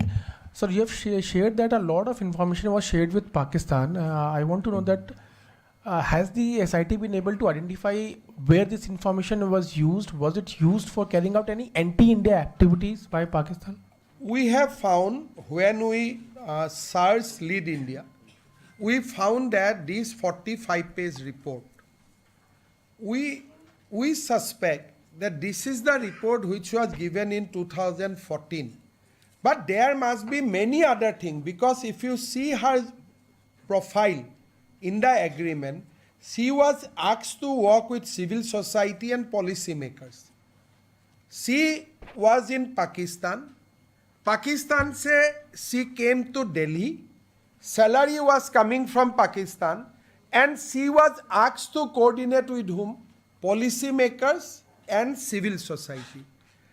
तो पूरा एस्पियोनेज जैसा बात हो जाता है कि हमें आपको भेजा हूं, आप ये काम करो. We should have get more, but हमारा एक असम पुलिस का जो लिमिटेशन है उनके लिए we cannot break the internet. 14-15 का हम टेलीफोन को भी नहीं कर पाता हूँ. स्टेट गवर्नमेंट है jurisdiction only up to 2 years. अभी कितना बार इस्लामाबाद से बात हुए थे, तो अगर ये इन्वेस्टिगेशन 2016 में होते थे, we could have get lot of Pakistani contract from the mobiles, because phone होते थे, नंबर आ जाते थे. लेकिन स्टेट गवर्नमेंट को अभी खाली 2 साल का ही लीगेसी रिकॉर्ड लेने का अनुमति है. That is why I am sure एक बार 2011 से 16 तक टेलीफोन रिकॉर्ड्स और other electronics things government of India का पास आ जाते हैं तो बहुत कुछ खुल जाएगा. हम तो लिमिटेड काम किया because our constant. Yes yes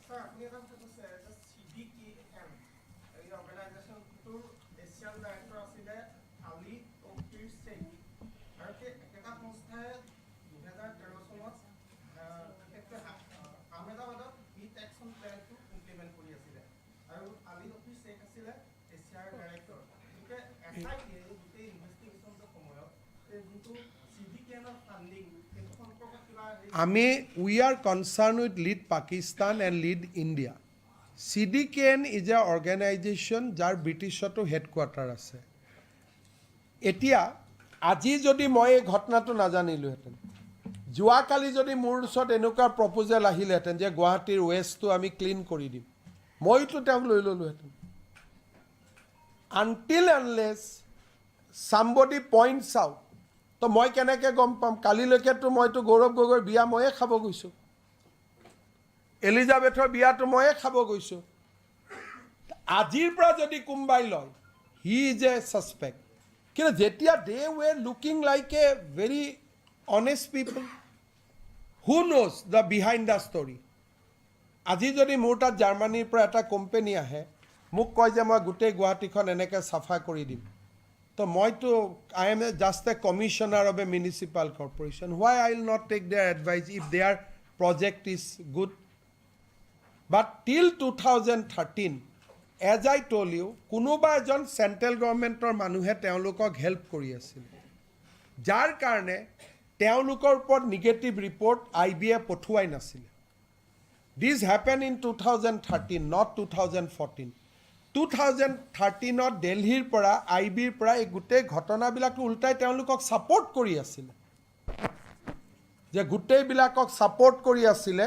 নহ'লে পাকিস্তানৰ পৰা পইচা অহা দিনাখনে এৰেষ্ট হ'ব লাগিছিলে, তো এৰেষ্টটো নহ'ল.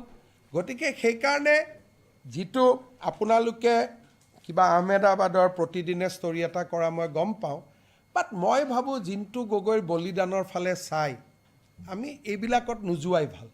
কিয় পাকিস্তান আমাৰ চিৰবৈৰী, আৰু পাকিস্তানৰ ঘটনা শুনাৰ পিছত অমুকেও দিছিল, তমুকেও দিছিল, তমুকেও কৰিছিল, তমুকে কিবা কৰিলে বুলি আমি কৰিম নেকি?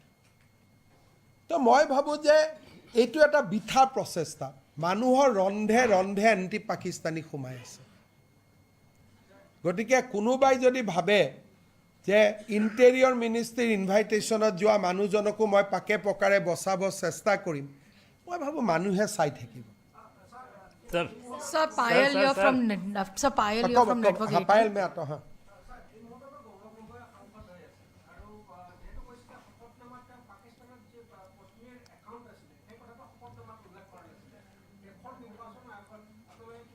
এইটোতো আজিৰ এতিয়া মই এই 2 মিনিটৰহে কথা আপোনালোকক জনোৱাটো কালি কেবিনেটে চাইছেহে গতিকে ইয়াৰ ফলো আপ একশ্যনবিলাক এতিয়াৰ পৰা তপন গগৈয়ে মোৰ প্ৰেছ কনফাৰেন্স শুনি তপন গগৈয়ে কমপ্লেইন দিব লাগে ইলেকশ্যন কমিশ্যনক আজিহে আপোনালোকক এই ৰিপৰ্টটোতো কালিলৈকে কাৰো হাতত নাই তপন গগৈয়ে কেনেকৈ জানিব যে তেওঁৰ পাকিস্তানী একাউণ্ট এটা আছিল বুলি এতিয়াহে জানিব গতিকে যি হ'ব আজিৰ পিছত হ'ব নহয় এতিয়ালৈকে ৰিপৰ্টটো মই কেবিনেটৰ কাকোকে দেখুৱা নাছিলোঁ কালি ৰাতিহে আমি দেখুৱাইছোঁ গতিকে আপোনালোকে কৈছে যে অমুকক জনাইছিল নেকি কৰিছিল নেকি আজিৰ পৰা আমি কৰিমহে ৰিপৰ্টটো আপোনালোকক দিয়াৰ পিছত কাৰণ মই কমিট কৰি থৈছিলোঁ যে ৰিপৰ্টটো আপোনালোকক আগতে দিম মই Payel The fact that you're referring this case to the MHA, are you going to be asking for a time-bound inquiry? Because otherwise you will be accused of just using this as a poll gimmick. And how will you assure the people of Assam that you will take this case to its logical end? I have no audacity to dictate Amit Shah ji. Best I say. No, that is what. He is a more nationalist than me. So you can expect fireworks from him, obviously, because if I do not want to show him that, look, I am more patriot than you. So I think that once the ball is in his court, these will be played out in as per the rule of the law, as per the ground rule. Man. Sir.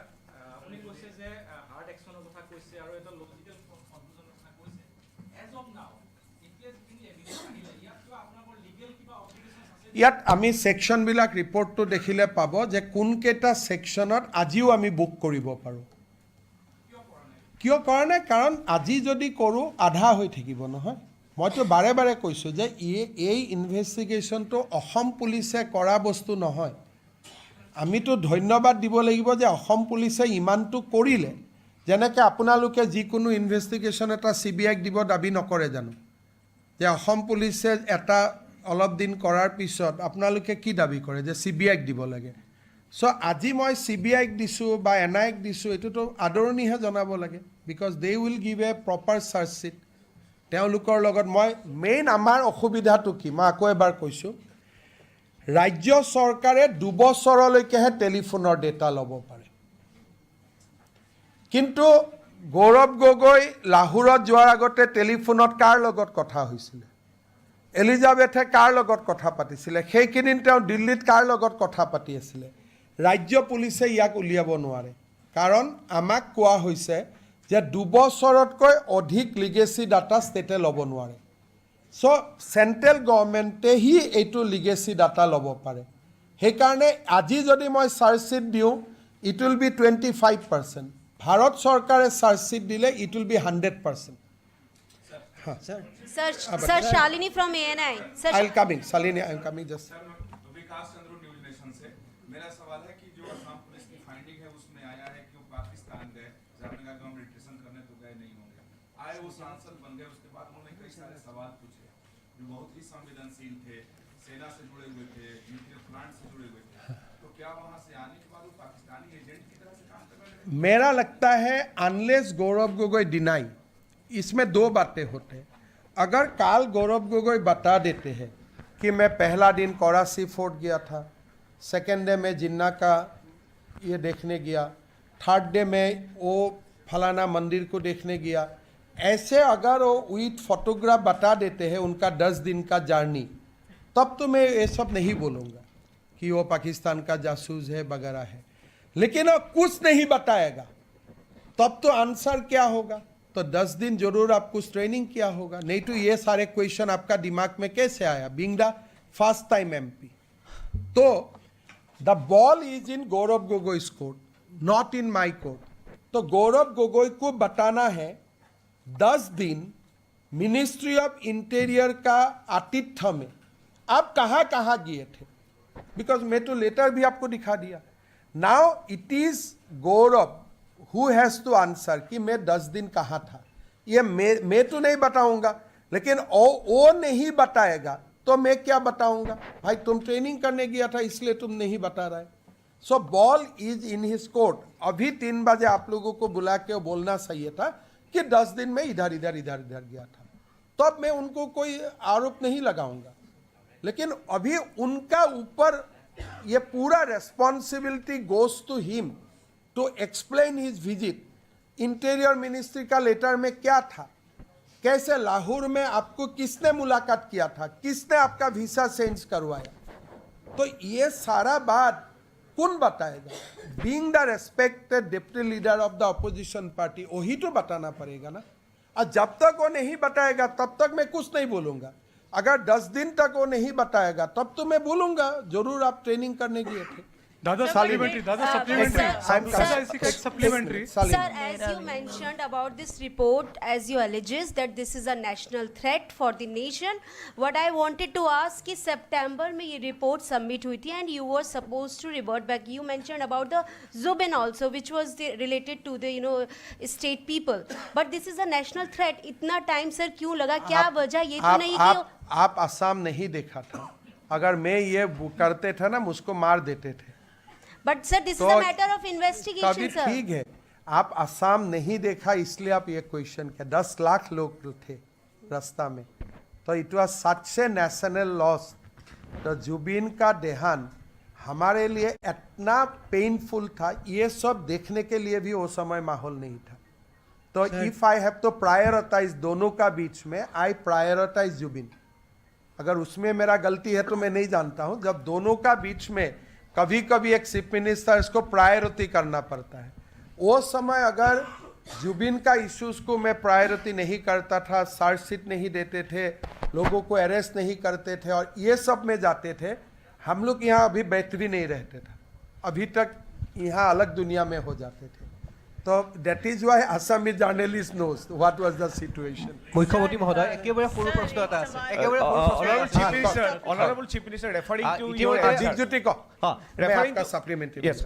referring to your answers, that during this period when Gaurav Gogoi was visited Pakistan December 13 to December 24, 2013, at that time Union Home Minister was Sushil Kumar Shinde, and Gaurav Gogoi was only in Delhi with the most of the time with the official residence of Chief Minister of Assam. So how do you think that during that time the Home Ministry, both the state government as well as center, they have been failed to track the movement of son of a Chief Minister? At that time he was not MP. Yes. Simple thing that these people could not get Pakistani donation without support of somebody in Delhi. अगर एक CM का बेटा पाकिस्तान जाते थे, ये you cannot say that it can go like that, because जब अटारी border में पास हुए थे, उनका पासपोर्ट का डॉक्यूमेंटेशन भी हुए थे। IB should have got the alert और उनको आने का बाद पूछना चाहिए था, लेकिन ये जे गुटे कामबिलाक নহল, that is why we feel that there is some other actor also who was protecting these people.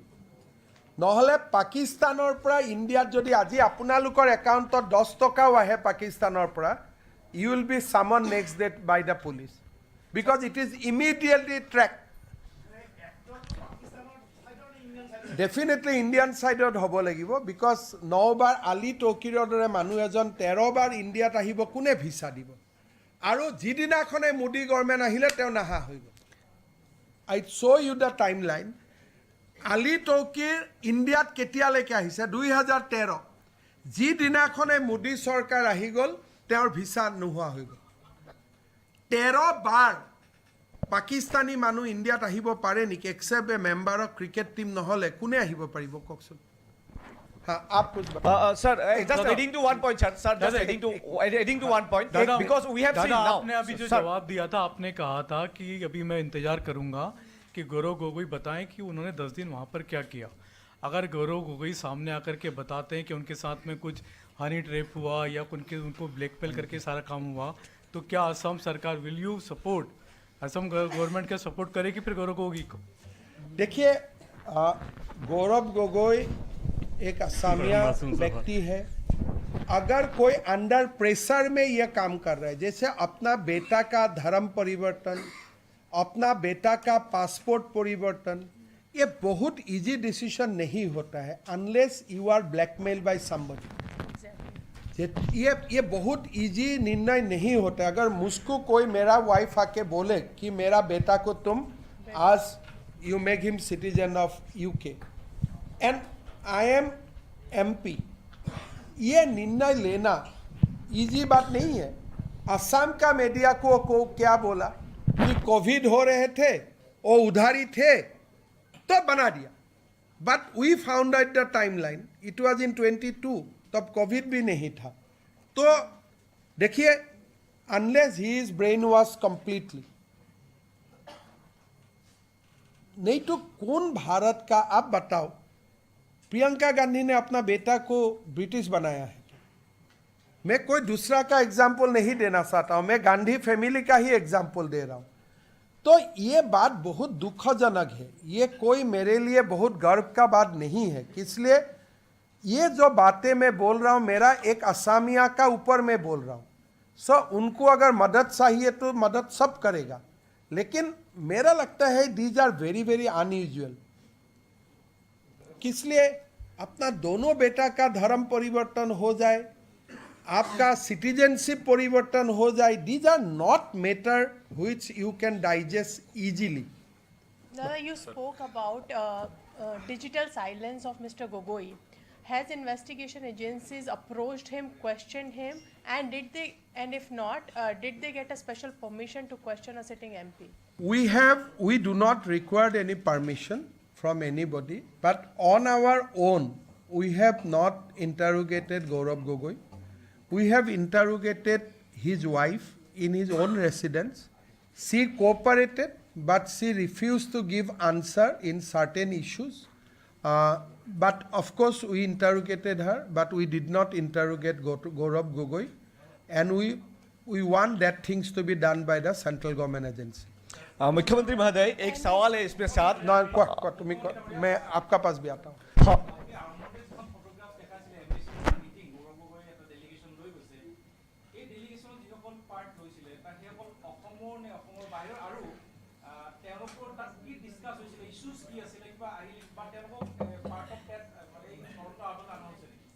এই ফটোখনত থকা যিজন অৰ্গেনাইজাৰ আছিলে, ৰজি নামটো কি আছিল? তো Gaurav Das Gupta was another organizer. We interrogated him, and he said that this was completely brainchild of Gaurav Gogoi. The co-organizer, Gaurav Das Gupta, we interrogated him, and we asked Gaurav Das Gupta names of the other children, but he said that मैं भूल गया. So we put him under lot of interrogation, but he did not disclose all the names. But basically he said that Gaurav लेके गया हम लोगों. Issues वही, मतलब गौरव दासगुप्ता का स्टेटमेंट है हमारा पास, आपको मैं दे दूंगा क्या लिखा है. स्टेटमेंट आसे ना गौरव दासगुप्ता. हाँ, तो that we can make available to you. Sir इधर लेना. सर आपकी एसआईटी रिपोर्ट देख के लग रहा है कि एसआईटी ने तो फैंटास्टिक काम किया है, लेकिन आप जो कह रहे हैं, जैसे सितंबर में रिपोर्ट आ गई, तब पेंडिंग रखा गया क्योंकि जुबिन जो कि अनडाउटेडली नेशनल लॉस था, लेकिन एक मुख्यमंत्री कैसे ये कह सकते हैं कि नेशनल इंटरेस्ट का इतना सीरियस इशू, आप सुन लीजिए सर, लेट मी कंप्लीट, उसको तब पेंडिंग रखा, गौरव गोगोई से इंटरोगेट नहीं हुआ, उनकी वाइफ से ठीक से कॉपरेशन नहीं करी, ठीक से पूछताछ नहीं हुई, और अब इलेक्शन के ऑप्टिक्स से देख रहे हैं कि इलेक्शन के लिए खराब हो जाएगा. आप देखिए, वो समय करने का कोई माहौल ही नहीं था सामने. आप आज इस सिचुएशन को आप एनालाइज भी नहीं कर सकता है. वो समय अगर ये सब मैं करने जाता था, जो हालत होते थे असम को, मैं आपको बता भी नहीं सकता हूँ. Assam has seen something which nation has not seen at all. तो वो समय बाकी सब काम सेकंड में थे, और उसका मतलब वो वाला सिचुएशन और आज का साथ आप लोग बात भी नहीं कर सकते. अगर ये क्वेश्चन आप करते थे ना, वो समय लोग आपका घर में आ जाते थे कि आप ऐसा चाहते उस समय ये सब करें. तो that was a situation which nobody could comprehend, और बहुत ही अलग सिचुएशन थे. और गौरव गोगोई को हम जानबूझ के इंटरोगेट नहीं किया, बिकॉज हमको लगा कि ठीक है, कोई लोग मुझे ये एक्यूज ना करे कि I am getting personal, but हमें जो मिलना था एविडेंस हमारा पास, अदरवाइज भी हमें उनका पासपोर्ट बिना उनको मिल के ही हमारा हाथ में आ गया. हमारा हाथ रास्ता भी था.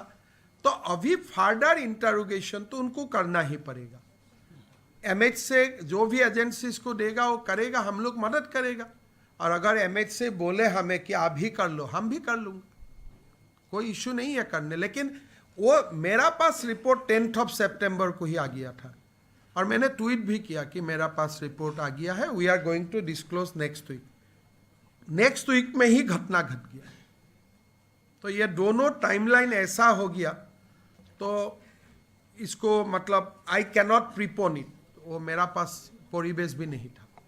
सर স্যাৰ যেহেতু আপোনাৰ সংবাদমেল দি থকাৰ সময়তে গৌৰৱ গগৈ এটা টুইট কৰিছে, আপোনাৰ সংবাদমেলখন ফ্লপ বুলি কৈছে আৰু চি গ্ৰেডৰ চিনেমাতকৈও বেয়া বুলি কৈছে. চাওক, এই শব্দবিলাকে জিন্তু গগৈ তেজৰ মূল্য দিব পাৰিব জানো? এই শব্দবিলাকে কাৰ্গিল যুদ্ধৰ শ্বহীদসকলৰ তেজৰ মূল্য দিব পাৰিব জানো? ফ্লপছু শব্দটো, এই শব্দটো দিয়ে চব হৈ যাব. এই ফ্লপছু বুলি ক'লে আপুনি উৎসাহেৰে মোক সুধিলে, তো যিবিলাকে পাকিস্তানৰ লগত যুদ্ধ কৰি প্ৰতিদিনে মৃত্যুবৰণ কৰি আছে শ্বহীদসকলক, তেওঁলোকৰ পৰিয়ালৰ ওচৰত গৈ গৌৰৱ গগৈয়ে কওক এইটো ফ্লপছু বুলি. কিমান মানুহ মৰিছে পাকিস্তানৰ লগত যুদ্ধত? অসম আৰু ভাৰতীয় সেনা কিমান মৰিছে? দ্য নাম্বাৰ উইল বি মোৰ দেন লাখ. আমাৰ অসমৰ কিমান মানুহে বাংলাদেশৰ সময়ত পাকিস্তানৰ লগত যুদ্ধ কৰি মৰিছে? তেওঁলোকৰ পৰিয়ালৰ আগত গৈ কওক এখন ফ্লপ শ্ব' বুলি. ময়ো যাম কালি পাকিস্তান, আহি কম ফ্লপ শ্ব', আপুনিও যাওক. চ' ইজ ইট এ আনচাৰ? এই আনচাৰটোৱে কি বুজাইছে? যে তহঁতি মোক একো কৰিব নোৱাৰ, মই বুঢ়া আঙুলি দেখুৱাই আছোঁ. কাক বুঢ়া আঙুলি দেখুৱাইছে? শ্বহীদসকলক, সেনা বাহিনীক, যোনে ডেইলি মৃত্যুবৰণ কৰি আছে. এইটো আমাক ফ্লপছু কোৱা নাই, তেওঁলোকক কৈ আছে. তোমাৰ পৰিবাৰে পাকিস্তানৰ দৰমহা ল'ব, তোমাৰ পৰিয়ালে পাকিস্তানত অহা যোৱা কৰি থাকিব, তুমি 10 দিনলৈকে গৈ তাতে ট্ৰেইনিং ল'বা, ল'ৰা ছোৱালীক বিদেশী কৰিবা, এণ্ড ইটছ ফ্লপছু. তো এনেকুৱা উত্তৰ যদি দিয়ে, সেইজন মানুহৰ পৰা কালি পৰহি কি ক'ব? অসমৰ মুখ্যমন্ত্ৰী হ'ব, ইয়াত পাকিস্তানৰ চোৰাংচোৱা ঘূৰি থাকিব, এৰেষ্ট কৰিলে ক'ব ফ্লপছু. SBক কি ক'ব? পাকিস্তানৰ চোৰাংচোৱা ঘূৰি থাকিব, একো নক'ব. বিকজ তেওঁৰ ফটো পাকিস্তানে ৰাখি থোৱা নাই বুলি ভাবিছে নেকি? I am concerned with Assam. 10 दिन जेतिया गौरव गोगोई पाकिस्तान में घूमा, किसको मिला किसको नहीं मिला, पाकिस्तान वीडियो करके नहीं रखा है. आप मुझे बताइए, अगर कोई 10 दिन पाकिस्तान घुमा हुआ है, कौन सा पाकिस्तान आर्मी को मिला है, कौन को किसको मिला है, किसको नहीं मिला है? पाकिस्तान उनका डिजिटली रिकॉर्डिंग नहीं किया है उनका विजिट को. और वही जब दिखाएगा, Gaurav Gogoi will not be blackmail. वहाँ उसको किससे पाकिस्तान मिलवा दिया? मान लीजिए ये अभी जो हमारा बॉम्बिंग हुआ, एक ऐसी इसमें क्या हुआ, इसका भाई जो मरा उसका नाम क्या है, जो हमारा फ्लाइट को, मान लीजिए अजहर मसूद और गौरव गोगोई का मीटिंग हुआ, सेहरा थोड़ा अदल बदल करके, या इनका भाई से मीटिंग हुआ, पाकिस्तान फोटोग्राफ करके नहीं रखा है. तो 10 दिन जब आप एनिमी कंट्री में घुमा है, आपका हर दिन पाकिस्तान रिकॉर्ड करके रखा है. आप जो दिन भी आप मुख्यमंत्री बनेगा, प्रधानमंत्री बनेगा, पाकिस्तान ऑपरेटर आके क्या बोलेगा? देखो ये हमारा पास तस्वीर है, हम जैसे बोल रहा हूँ ऐसा काम करो. नहीं बोलेगा. आप लोग बताइए. He is a national threat now. 10 दिन যেতিয়া পাকিস্তানত ঘূৰি আছে, কাক পাইছে, কি পাইছে, কাক হেণ্ডশেক কৰিছে, পাকিস্তানে ৰেকৰ্ড কৰি ৰখা নাই. কোনজন ISৰ এজেণ্টক লগ পাইছে, কোনজন ডেপুটি কমাণ্ডেণ্টক লগ পাইছে, কোনজন কাক লগ পাইছে, কোন কাশ্মীৰৰ উগ্ৰপন্থীক লগ পাইছে কোট চুটত, গোটেইবিলাকতো পাকিস্তানে ৰেকৰ্ড কৰিছে. হয়তো গৌৰৱ গগৈও নাজানে মই কাক লগ পাইছোঁ. যেতিয়াই গৌৰৱ গগৈ ইম্পৰ্টেণ্ট পজিশ্যনত আহিব, तो पाकिस्तान और मानुए ही की कहो जे गोगोई जी आप मैं जैसा बोलो ऐसा करो, आपका ये तस्वीर है. आप सोचो आप लोग. Now he is the most vulnerable politician in India. Sir, he is so vulnerable that he can be blackmailed for anything. মই এইটো দুখত কৈছো যে অসমৰ ৰাজনীতি কৰা মানুহ এজন এতিয়া পাকিস্তানৰ হাতপুতলি হৈ গ'ল কাৰণ 10 দিন ক'ত খাইছে ক'ত বহিছে কাক লগ পাইছে কাৰ লগত কথা পাতিছে পুৰা ৰেকৰ্ডিং আছে আজি মই যদি পাকিস্তানত 3 দিন যাওঁ ক'ত মই কি কৰিছো যে গলত মানুহ এজনক মোক লগ কৰাই দিব তো সেই ফটোটো মই ইয়াত পজিশন আহিলে মোক নেদেখুৱাব আজি গৌৰৱ গগৈ ভাৰতৰ প্ৰধানমন্ত্ৰী হল পাকিস্তানে কি ক'ব যে গুটে आर्मी सीक्रेट मुख दे बोले नहीं दूं ठीक है चलो तुम्हारा ये फोटोग्राफ मैं रिलीज कर देता हूं now after today's press conference he is the most vulnerable politician in the country 10 दिनत मोरटो भय লাগি আছে যে কাক কাক লগ পাইছিল আৰু ব্ল্যাকমেইল নহলে এইবিলাক প্ৰশ্ন খুধে নেকি पार्लियामेंट न्यूक्लियर एमुनेशन कोर्ट আছে अगर वो ब्लैकमेल नहीं होते थे ये सब क्वेश्चन करते कोई पार्लियामेंट में कि न्यूक्लियर वेपन कहाँ है न्यूक्लियर एनर्जी कहाँ है यूरेनियम कहाँ है कोई ये सब प्रश्न पार्लियामेंट में करते हैं देश का Mr. Sarma, Mr. Gogoi has responded to your press conference and he said that I pity the journalist from Delhi and Assam who has come here and suffered the most flop press conference and most mindless bogus. तो आप लोगों के लिए दुख कर रहे हैं And to you, for you also saying that this is. तो क्या but he's not आप responding देखो to the allegation that you have leveled. आप देखो इस व्यक्ति का देखो क्या बोल रहे हैं आप जर्नलिस्ट के लिए दुख कर रहे हैं तो क्या बात है जर्नलिस्ट पार्लियामेंट में बाइट लेने के लिए 8-8 घंटा बाहर खड़ा रहते ये आपका जॉब होते हैं तो अभी क्या आंसर दे रहे हैं आप लोगों के लिए वो दुख कर रहे हैं तो आप ही डिसाइड करो आप लोग दुख का पात्र है कि But नहीं definitely dodging all your questions, not responding to He your cannot because I have documents. How can he deny that he has not gone to Pakistan for 10 days? How can he deny that his visa condition was changed when he was in Pakistan at the behest of Interior Ministry? You must ask this question to Rahul Gandhi tomorrow. दादा गौरव गोगोई ने यह भी कहा है कि जो यात्रा की निकाल रही है कांग्रेस जिसमें कि 12,000 बीघा से ज्यादा की जमीन जो आपके परिवार आप ने ले लो ना मैं गौरव गोगोई को डोनेट कर दिया ना इसलिए बात बोलते हैं देश का सामने आप बोलिए मैं आपको बताता हूँ मुख्यमंत्री महोदय और आपको मैं बताता हूँ मेरा 12,000 हो या 26,000 हो तो वो तो भारत का कानून का अंदर ही होगा ना तो अगर मेरा कोई गलत गया हो आप जाके PIL डालो ना मैं तो आज 3 महीना से लड़का रहा हूं कि भाई मेरा एक भी प्रॉपर्टी इलीगल है आप कोर्ट में जाके डालो मेरा अगेंस्ट पिटीशन काल मैं डालना जा रहा हूं उनका खिलाफ तो क्या उनका हिम्मत होगा तो ये काल ओलू कहां गया एक ओल्ड एज होम में चला गया इलीगल है कोई पागल है ओल्ड एज होम इलीगल होता है तो ये लोग तो मैं वो सब में नहीं जाता हूं यार मैं खराब हूं चलो मुझे गोली मार दो फिर भी आप पाकिस्तानी एजेंट बनेगा क्या तो चलो मेरा पास पैसा है मुझे हरवा दो सुना में मार दो मुझे आई एम रेडी बट उसको आप पाकिस्तान का जस्टिफाई मत करो एप्पल एंड ऑरेंज का कंपैरिजन नहीं होते ठीक है देश में तो मेरा भी क्वेश्चन है तो मैं भी नेशनल हेरल्ड का बारे में पूछूंगा तो there are lot of things are there तो वो डिबेट हम लोग करेगा लेकिन उस डिबेट में पाकिस्तान वाला इश्यू को तो आप उससे जस्टिफाई नहीं कर सकते ना कितना लोगों ने शहीद हुआ बताओ आप इस काल अगर कांग्रेस का गवर्नमेंट 2000 ये जो 2024 का चुनाव हुआ गलती से अगर कांग्रेस का गवर्नमेंट आते थे तो Gaurav Gogoi would have been in the top 6 ministry Pakistan उनको ब्लैकमेल नहीं करते थे 10 दिन भाई पाकिस्तान में रुका कितना लोगों से उनको हैंडशेक करवाया ऐसा इजी डेज है पाकिस्तान कितना लोगों को हैंडशेक करवाया उन लोगों ने खाली एक दिन कुर्सी में बैठने दो आके दिखाएगा देखो भैया अकबर चला जाएगा बताओ ये करो now he cannot do anything except serving Pakistan interest because 10 दिन बहुत लंबा दिन होते हैं और पता नहीं he must come under influence of his wife otherwise कोई दिमाग वाला व्यक्ति ऐसा करते हैं क्या?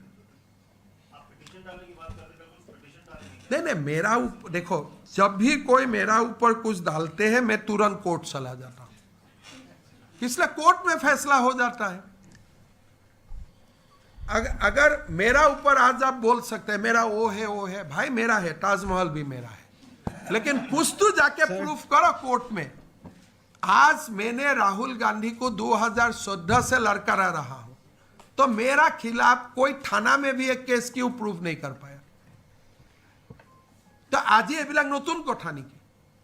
तो मोर ऊपर तो कोई থাকে, बात वो तो ठीक है, मैं वो सब में नहीं जाता हूं, लेकिन आज दुख की बात है, कोई गर्व का बात नहीं है। जो बात मैं बोल रहा हूं ये देश के लिए दुख की प्रेस कॉन्फ्रेंस कर रहा हूं। I am aliasing against the member of parliament. Sir, from the back. Sir, दो-तीन क्वेश्चन ले लीजिए, नहीं तो बोलेगा आप लोगों को मैं ही बोल कर रहा हूं। মুখ্যমন্ত্ৰী মহোদয়, প্ৰথমতে মই অসম আৰক্ষীক ধন্যবাদ জ্ঞাপন কৰিছোঁ। অসম আৰক্ষীয়ে এটি সুন্দৰ কাম কৰিছে আৰু আপোনালোকে দেখুওৱা প্ৰেজেণ্টেশ্যনখনত গোটেই ভিতৰৰ পৰা গোটেই বস্তুখিনি লোৱাৰ কাৰণে তেওঁলোকক এটা ধন্যবাদ মই দিছোঁ। কিন্তু মোৰ প্ৰশ্নটো হ'ল, যেহেতুকে ভাৰতৰ নিৰাপত্তা এটা সংস্থাক আপোনালোকে প্ৰদান কৰিব এই ৰিপৰ্টটো, মোৰ পঢ়া হোৱা নাই বাৰু গোটেইখিনি, কিমান শতাংশ সহায় কৰিব পাৰে বুলি ভাবে? আৰু ইতিমধ্যে বিৰোধীও এটা কথা কৈছে যে এই সমগ্ৰ বিষয়টো চৰকাৰ পক্ষৰ ফালৰ পৰা ৰাজনীতি কৰিব গৈ আছে, ভাৰতবৰ্ষৰ নিৰাপত্তা সংস্থাটো ইমান দুৰ্বল হ'ল নেকি, যিটো পূৰ্বৰ পৰাই কৈ আছে যে অমিত শ্বাহ ডাঙৰীয়াৰ দৰে ব্যক্তি থকাৰ পিছতো কিয় চুচুৰাই নিব পৰা নাই গৌৰৱ গগৈ? এই গোটেই ঘটনা হৈছিলে ইউপিএ ৰিজিমৰ সময়ত, আৰু যেতিয়া কংগ্ৰেছ দেশত শাসন চলাইছিলে 2016লৈকে চলি থাকিলে। অমিত শ্বাহ ডাঙৰীয়াই অলৰেডি পাৰ্লিয়ামেণ্টত মেনশ্যন কৰিছে যে গৌৰৱ তুম পাকিস্তান में क्या किया था बोलो। तो this matter is already under the cognizance. ये नहीं है कि এই মেটাৰটো ভাৰত চৰকাৰে নাজানে। ছেপ্টেম্বৰতে যদি আমি কাগজটো পঠাব পাৰিলেহেঁতেন আৰু অলপ কাম হ'লহেঁতেন, কিন্তু আপোনালোক চিয়'ৰ থাকক যে ভাৰত চৰকাৰে এই ইনভেষ্টিগেশ্যনটোক লজিকেল কনক্লুজনলৈকে লৈ যাব। Sir, regarding the 10 days, the Congress sources have responded saying that visa modification is very routine. No, on that side, I want a response. देखिए, ভিসা আপোনালোক বাহিৰত গৈছে, have you visa has been ever modified? কেনেকৈ routine হ'ব পাৰে? Does and ministry of interior letter is routine. যদি আপোনালোকক বুৰ্বক বনাই মই ক'ব নোৱাৰোঁ, কিন্তু anybody who has travel outside Assam আজি আমেৰিকাত গ'লে ভিছাটো বদলিব নেকি? Visa change one day at the request, at the behest of Interior Ministry in a enemy country. তাৰমানে enemy country তেওঁৰ কণ্টেক্ট আছে না ভিছা চেঞ্জ কৰিবৰ কাৰণে। I want the name of that contract. अगर তেওঁ মেইল দি চেঞ্জ কৰিছিল, give us the copy of the mail. There is two way.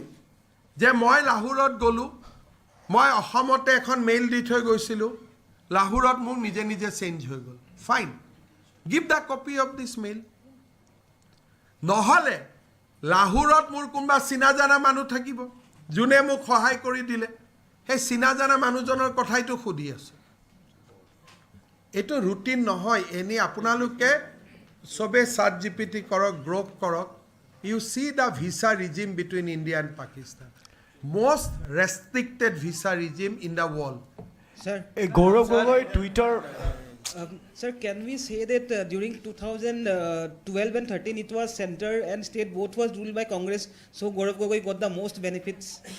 I mean, I don't want to drag the Chief Minister of Assam in this conversation. Today he would have been the most saddest person. যেতিয়া তেওঁ গম পালেহেঁতেন যে মোৰ নাতিৰ ধৰ্মও গ'ল, দেশো গ'ল, I think he would have been the most saddest person. So that is why I don't want to bring him in this discourse. কিন্তু মই নাভাবো যে জীয়াই থাকিলে, তৰুণ গগৈ জীয়াই থাকিলে ঘটনাবোৰ হ'ল, এটলিষ্ট নাতিয়েকৰ দেশ আৰু ধৰ্ম পৰিৱৰ্তন হ'লহেঁতেন বুলি মই নাভাবো।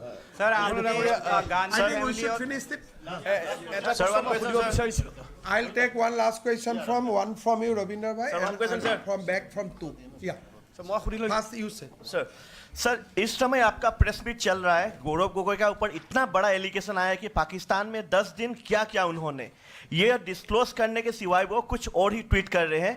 क्यों वो ट्वीट नहीं कर रहे कि पाकिस्तान में उन्होंने वो 10 दिन क्या किया? I will invoke Captain Jintu Gogoi. মই গৌৰৱ গগৈ ডাঙৰীয়াক অনুৰোধ কৰিম যে কেপ্টেইন জিন্তু গগৈৰ আত্মবলিদানৰ প্ৰতি সন্মান জনাই আপুনি 10 দিন পাকিস্তানত কি কৰিছিল কওক, মোক গালিগালাজ কৰিব, পিছতো সময় পাব।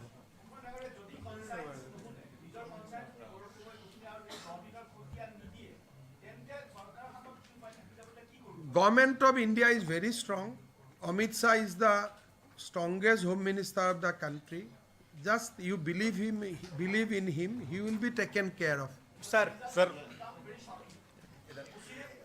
Now this letter will go. Government of India works in a fashion, so let us send it. Then probably after 10-15 days, I will be able to tell you that what Government of India is doing. Sir.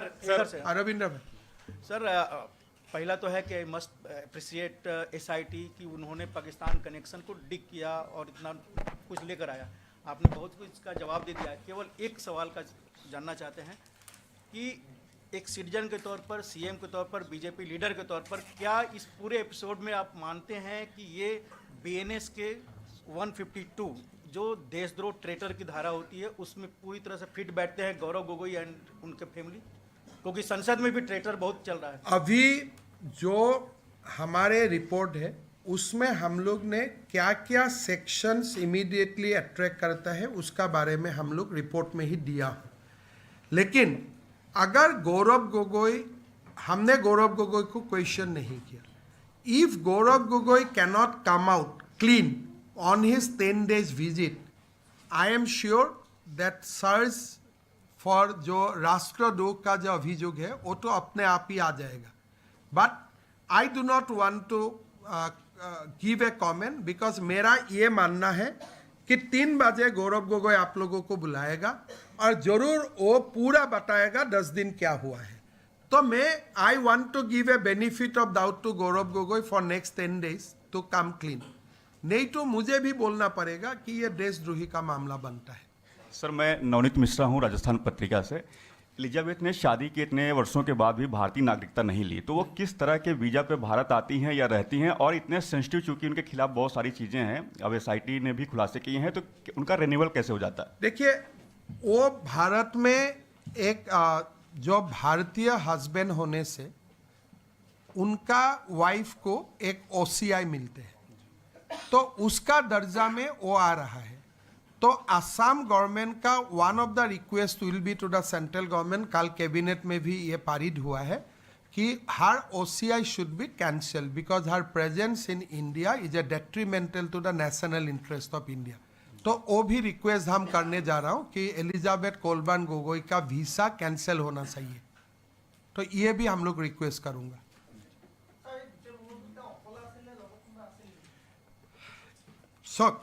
যেতিয়া আমি Attari বৰ্ডাৰত check কৰিছিলোঁ তেতিয়া Elizabeth কোলবাৰ্ণ Gogoi আৰু গৌৰৱ গগৈ দুয়োগৰাকীৰে আমি পাইছোঁ, কিন্তু ইয়াৰ ইনভেষ্টিগেশ্যনত আৰু কেইগৰাকীমান মানুহক আমি ইণ্টাৰোগেট কৰিছিলোঁ, আপোনালোকে নাম তাম পাব।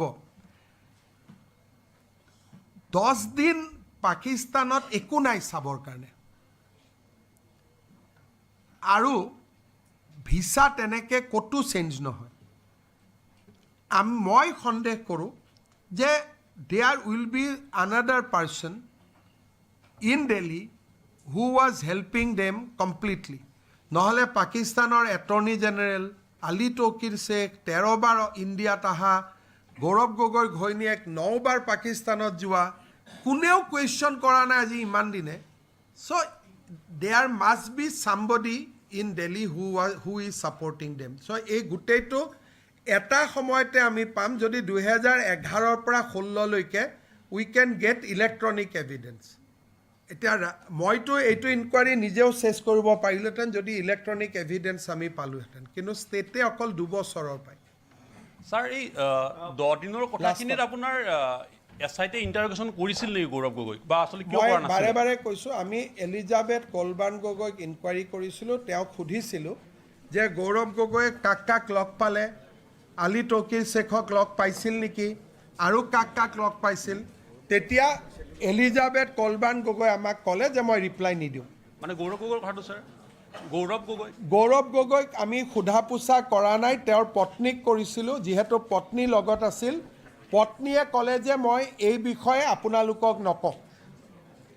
Honorable Chief Minister, when the national media is here, I just want to say that we have seen July 2024, there's a turmoil in Bangladesh. And since Pakistan is far away from Assam, that in Bangladesh we have seen interference of Pakistan, and they are taking all anti-India stand. Now Pakistani ISI is very active in Bangladesh. Yes. Earlier Pakistan was at a distance from in Assam. Today Pakistan is already at our border. After many years, flight between Bangladesh and Pakistan has opened up. So, even sitting in Assam, we cannot think that one of our member parliament will be subject to blackmail by the Pakistani authority. So, I am praying, আৰু মই প্ৰাৰ্থনা কৰিছোঁ গৌৰৱ গগৈ যে আপুনি 10 দিন ক'ত আছিল, কাক লগ পাইছিল, কাৰ লগত ফটো উঠিছিল, আপুনি প্ৰকাশ কৰক। কাৰণ আপোনাকতো মই সংসদো হৰুৱাব নোৱাৰোঁ নগাঁৱত উঠিলে, বেলেগ জেগাত উঠিলেতো হৰুৱাব পাৰিম, নগাঁৱতো হৰুৱাব নোৱাৰোঁ। গতিকে আপুনি MPও হৈ থাকিব আৰু দেশৰ প্ৰতি এটা ডাঙৰ বোজ হৈ থাকিব। আৰু এই ফ্লপছো টপছো এইবিলাক কথা কৈ লাভ নাই। যেতিয়া শ্বহীদৰ কেঁচা তেজ দেশলৈকে উভতি আহে, গাঁৱলৈকে উভতি আহে, তেতিয়া সেইদিনা মানুহে এইবিলাক ফ্লপছো বুলি নকয়। গতিকে মই আশা কৰিম যে তেওঁ ক্লিন হ'ব। বহুত বহুত ধন্যবাদ।